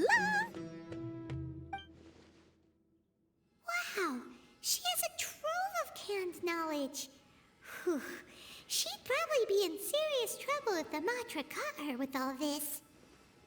What kind of products do you seek, my dear customers? Don't worry, I'm not interested in your reasons for buying. I can, however, offer some suggestions. Take this one, for example. An analysis of the sociological ideology and dialectics of the Hilichurls. Only 3 people in all of Teyvat have ever studied it, making it extremely rare. It's on sale now for 350,000 Mora. Yeesh, who would want to be an expert in that topic? Or how about the architectural styles and construction methods of Teyvat in the early Archon War period? With this one, you can become an expert in historic architecture preservation and find an excellent, well-paying job in nearly any nation. Ooh, now this sounds like it could be useful. 2 million Mora, and it's yours. No discounts. Whoa! That's a lot of Mora! Of course, you are free to pick whatever your heart's desire. The contents and price of each knowledge capsule are indicated in small text on the body of each one, down at the bottom. Alright, let's try the method that Alhaitham mentioned.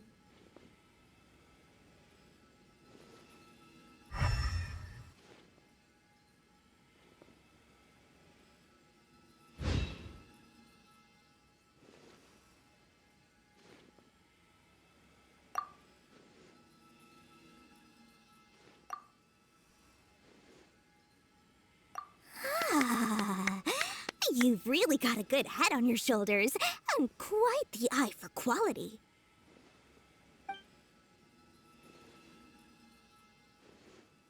We'll take these, please and thank you. My oh my, you are blessed with a taste for both the exquisite and the extravagant. Customers like you are a rare breed. 1 in 100. No, 1 in 1,000 even. Listen, I have a special offer for you two. If you spend just 100,000 more, you can pick any knowledge capsule of your choice up to a value of 1 million Mora. Say what now? Hey, did you hear that? Spend another 100K and we get a capsule worth a whole million! But all the canned knowledge we just bought is easily worth 500,000 Mora. If we spend just a little more, we can get something worth 1 million Mora. Isn't that a fantastic deal?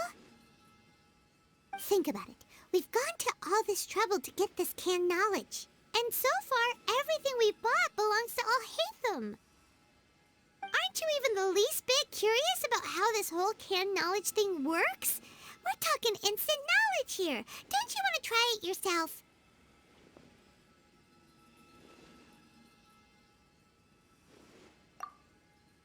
Come on, come on! We still have around 100,000 of Alhaitham's Mora left, so let's put it to good use by finding something useful for you. Ahem, you've got a deal, Dory. We'd like to spend an extra 100,000 Mora. Excellent! Then please, select from this fine collection of canned knowledge over here.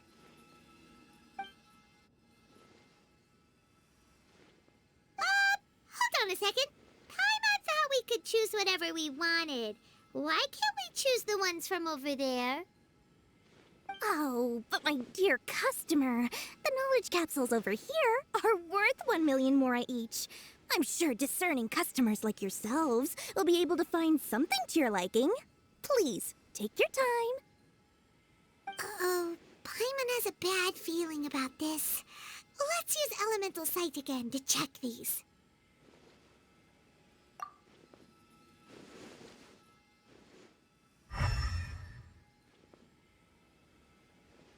So, what did you see? So, they're all worth about the same amount? Well, anyway, the Mora's already been spent, so let's at least try to find something useful. Let Paimon take a look here. An introduction to traditional Sumeru brewing techniques, the art of growing spices, an overview of ancient runes. Oh, how about this one? Sword Fighting Techniques 8. Not sure we'd ever find volumes 1 through 7, but at least this knowledge should be useful, right? Let's go with this one. Dory, we'll take this one. All right, very good. I'm expecting some new goods in the next couple days, so be sure to check back again soon. Whether it's canned knowledge or anything else you need, bring your Mora to Dory and doors will open. I'll find you your... Our dealings with Dory went smoothly enough. Let's head to Wakala Funduk and meet up with Alhaitham. Hopefully now he'll finally tell us about what the Academia lost.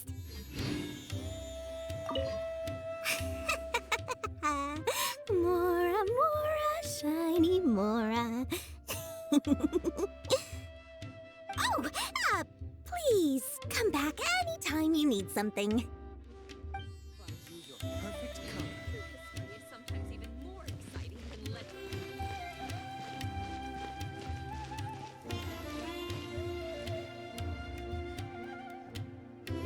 Ha, you two made it. And from the looks on your faces, you were successful. Whoa, there's so many people from the academia here. Why would you pick this place as our meetup spot? Well, Wikela Funduk is under the academia's control, so naturally the academia has people working here. I came to Port Ormos under the pretense of conducting official business. You're a pretty daring guy. Relax. No one here is interested in anything we say, and the Matcher won't come here. Okay now, tell me how your encounter with Dory went.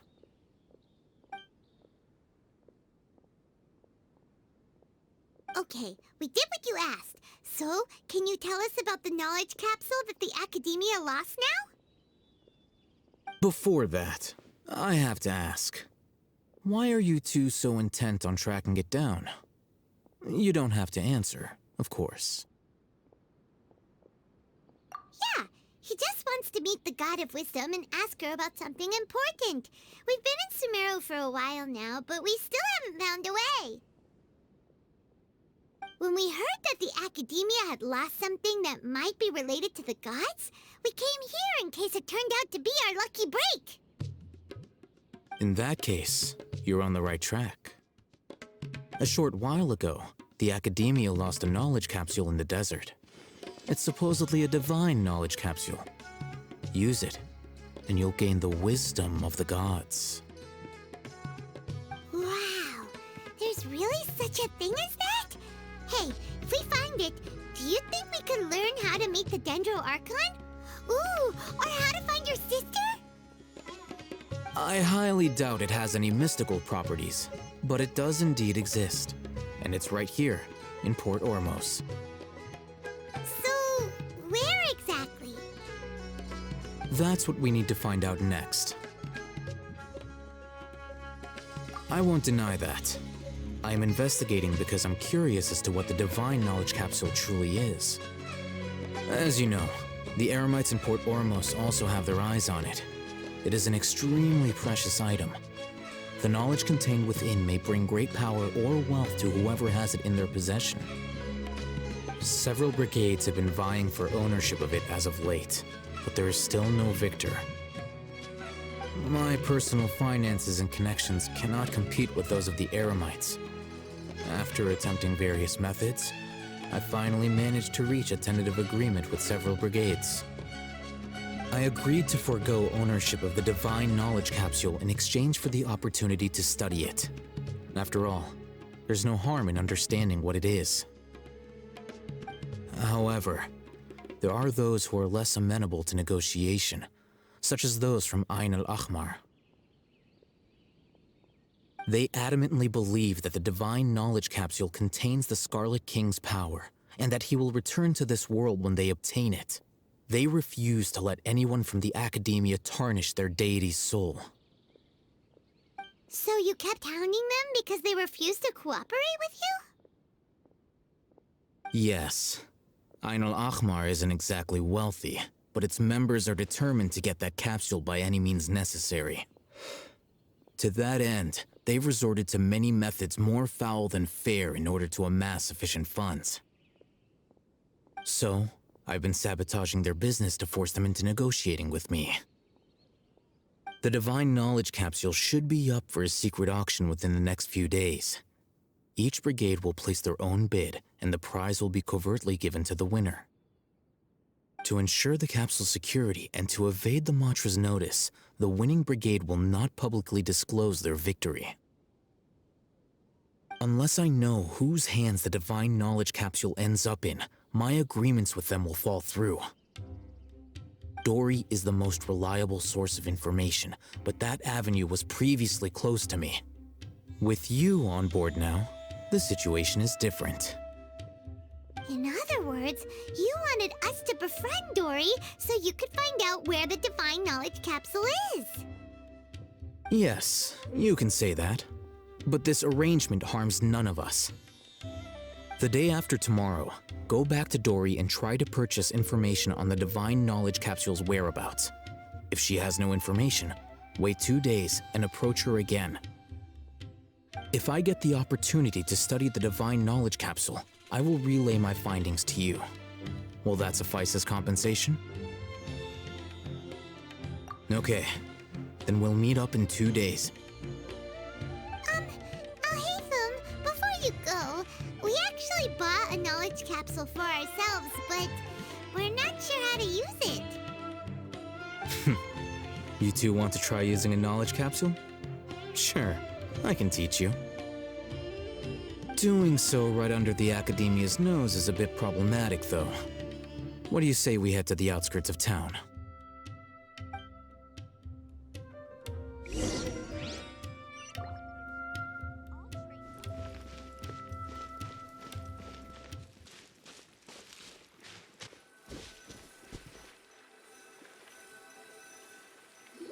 All right, this place works. Show me the capsule you purchased. Here. Sword Fighting Techniques 8. Huh. A combat class knowledge capsule. This class is something of a rare find these days, since most have been taken by the Eremites to augment their battle capabilities. Really? Ah, yeah, what a great buy! If you want to determine the efficacy of this capsule, I can evaluate your combat ability. However, effects will likely be minimal if you already possess a high amount of strength. We can conduct a controlled experiment where you fight 2 battles, one before using this knowledge capsule and one after. While you fight, we can use an Akasha terminal to monitor your various physical parameters. There may be variances in your physical strength between the 2 tests, as well as a disparity in your opponent's abilities. But don't worry, I'll run statistical analyses afterward to mitigate any confounding effects. Wow! Alhaitham! You must have been one of those guys at the Academia who got top grades on everything! Paimon's curious about something, though. You definitely weren't one of those students who needed canned knowledge to graduate from the Academia, right? So, why are you risking getting caught by the mantra for this capsule? When you are unable to understand a researcher's actions, most cases can be attributed to curiosity. This is but one theory. Sounds like you're trying to avoid the question. All right, let's begin the test. Just fight as you normally do.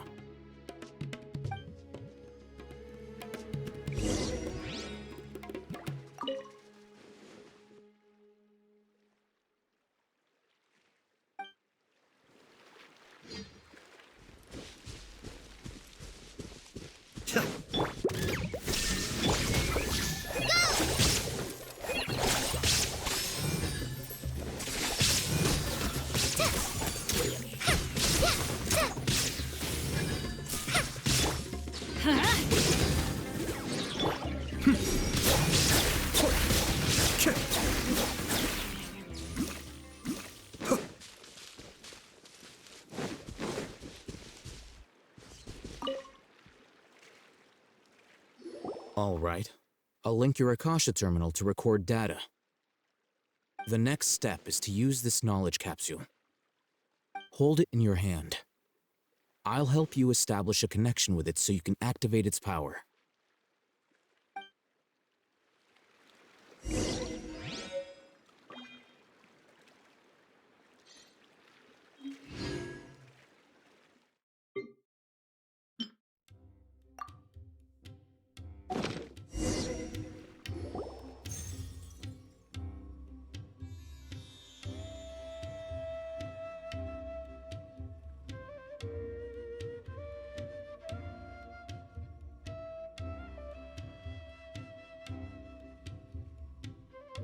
Hey, how are you feeling?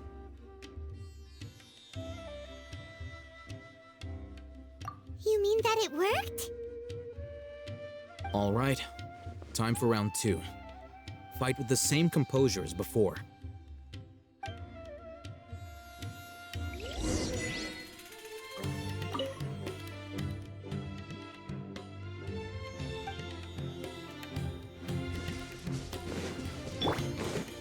I'm down!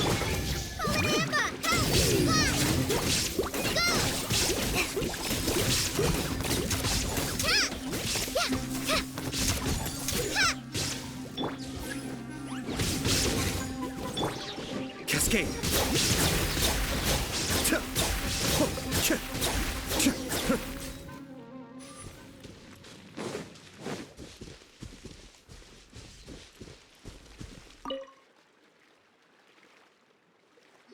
Now, I'll start recording data again.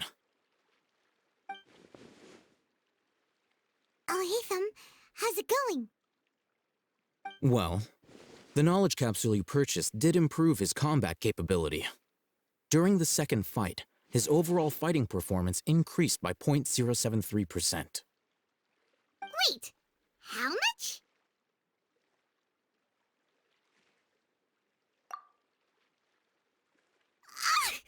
Dory's such a jerk! She totally scammed us! 1 million mora? This thing isn't worth a tenth of that amount!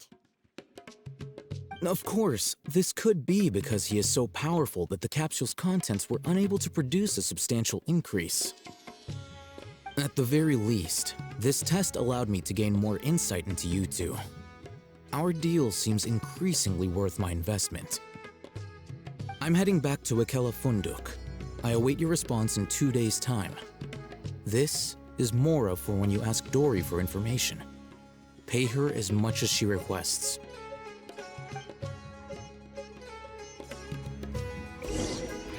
As I remember... Let's see Dory today and ask her about where the divine knowledge capsule is.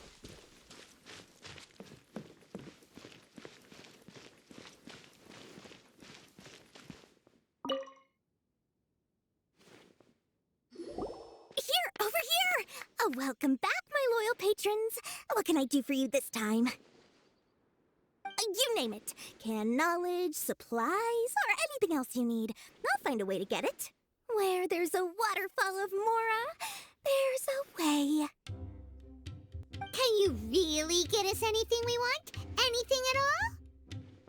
Aha! So it appears that canned knowledge alone is no longer sufficient for your opulent appetite. Then please, oblige me. Tell me what you have in mind. Oh! I knew customers with pockets as deep as yours would undoubtedly crave something more profound than ordinary canned knowledge. But you know, that kind of information isn't going to be cheap. After all, I had to work really hard to weasel my way into the auction site. Not to mention that if anyone found out that I was the leaker, I would be in big, big trouble. But how can we be sure your information is accurate? Paimon's curious how you just happen to have this kind of info the moment we need it. Because to me, anything of value is what I consider to be my supply. Therefore, I must always be aware of what's hot on the market in order to secure more sales. As for the information's authenticity, well, you've no need to worry about that. I used a camera to take a picture of the transaction. That way, no one can dispute it. It's always a pleasure doing business with such sterling patrons. Now that you've paid in full, here's the scoop. The Divine Knowledge Capsule was purchased yesterday by a certain Misery, the leader of Ain El Ahmar. Ain El Ahmar? You mean the Eremites who worship the Scarlet King? Ah, so you're already familiar with them. The group has done everything in their power to obtain the Divine Knowledge Capsule. After all, they believe it contains the power of the Scarlet King. That Divine Knowledge Capsule is unlike any other canned knowledge I've seen before. It was glowing bright red. The capsule is clearly visible in the picture I took. You can look for yourself. Thanks for the info, Dory. Please, it's my pleasure. It's all thanks to discerning customers such as yourselves that my efforts yesterday were not in vain. Please, don't hesitate to contact me if you ever need anything else in the future. Mora for Dory opens doors. Well, we figured out where the Divine Knowledge Capsule is. It turns out it ended up in the hands of Ain el-Ahmar. Let's head back and talk to Alhaitham. Remember to bring a token of our friendship the next time we meet, okay? I like to think it's built on a firm foundation of solid, shining Mora.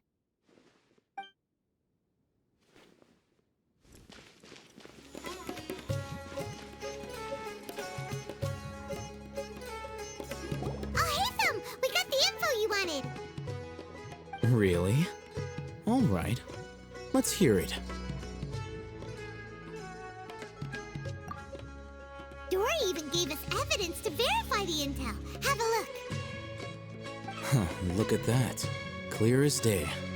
It must have taken some guts just to infiltrate the scene of the Eremites transaction. But then to get close enough to take a picture like this.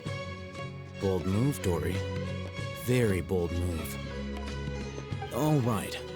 The person in this picture is indeed Misery, the leader of Ain el-Ahmar. And the glowing red capsule he's holding appears to be the Divine Knowledge Capsule. In which case, if we play our cards right, when we confront them next week, we should be able to force them to show their hand. At first, Paimon didn't get why you were provoking these Ain el-Ahmar guys. But now, it sort of makes sense. Everything's playing right into your hands. After we defeat them, we can finally have a serious talk with their boss and get them to lend us the Divine Knowledge Capsule. Thank you for your time and efforts. Take a few days off while I make some preparations. Let's meet up again on the afternoon of the arranged date, 3 o'clock sharp. See you then.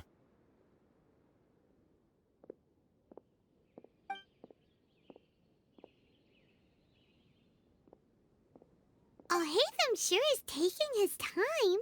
Where could he be? Oh, there he is. Sorry to keep you waiting.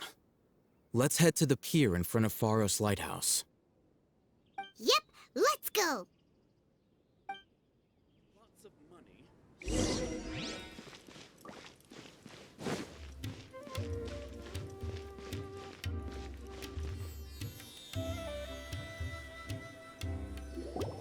Alhaitham.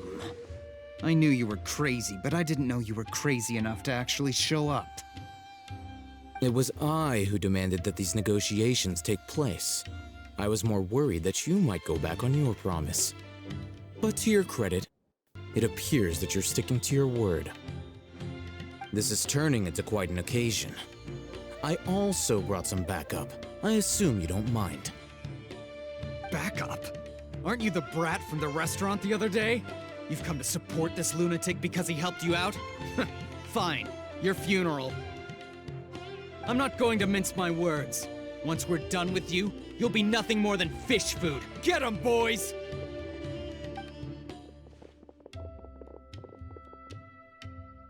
Uh-oh, here they come. Good luck, you two.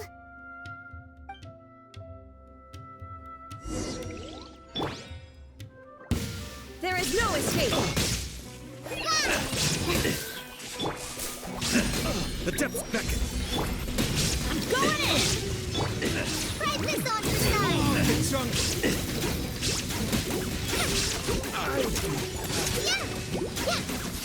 I'll be back. Following orders. Born to oblivion! Shine down! You won this one. Academia scum!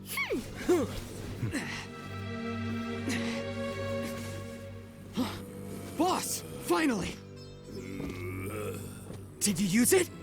Great! Now we can...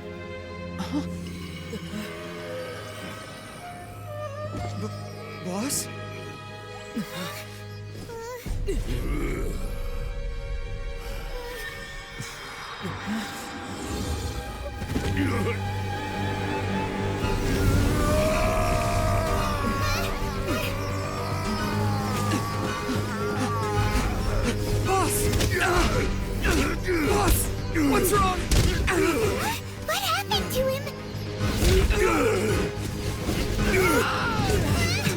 have to cut his Akasha connection, now.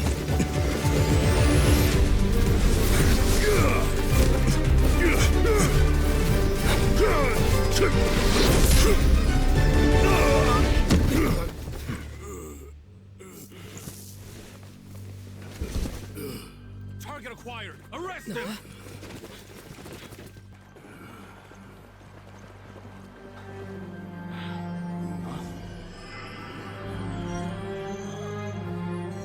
Do not impede our work. Is that understood, Alhaitham? Of course. I was only trying to help. Take him away!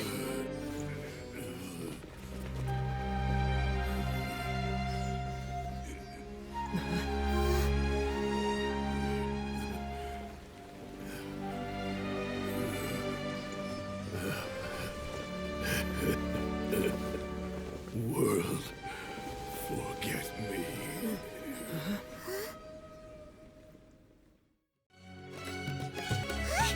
What in Tibet just happened?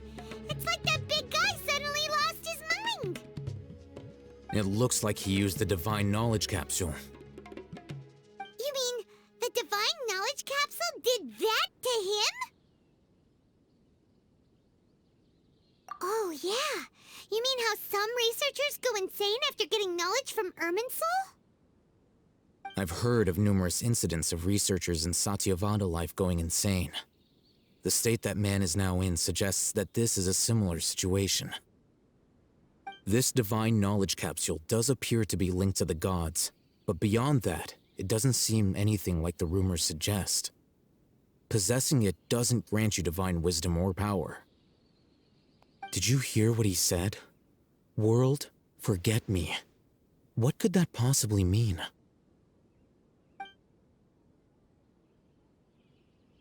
If the mantra took him away, then that means the Academia got the Divine Knowledge Capsule back too. What a shame. We were so close. Still, Paimon didn't expect the Divine Knowledge Capsule would be so dangerous. Imagine if we tried to open it. Oh, who knows what would have happened to us? As things stand, there is no reason for me to remain in Port Ormos. I believe our collaboration has also reached its end.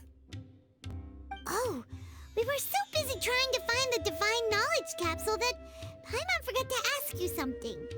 Since you're a member of the Academia, do you have any idea how we could go about meeting Lesser Lord Kusanali? Truthfully, I don't.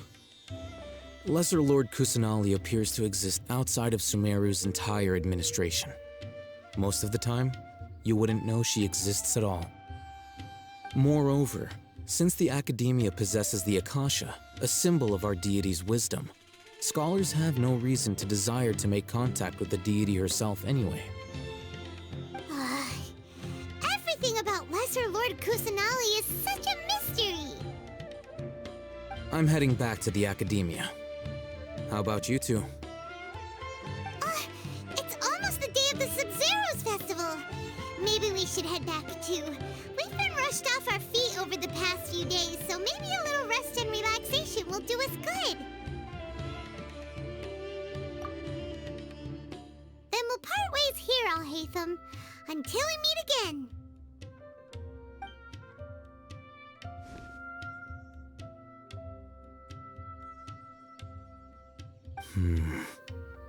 Now, do I deal with this thing first? Or should I produce the report that the higher-ups require?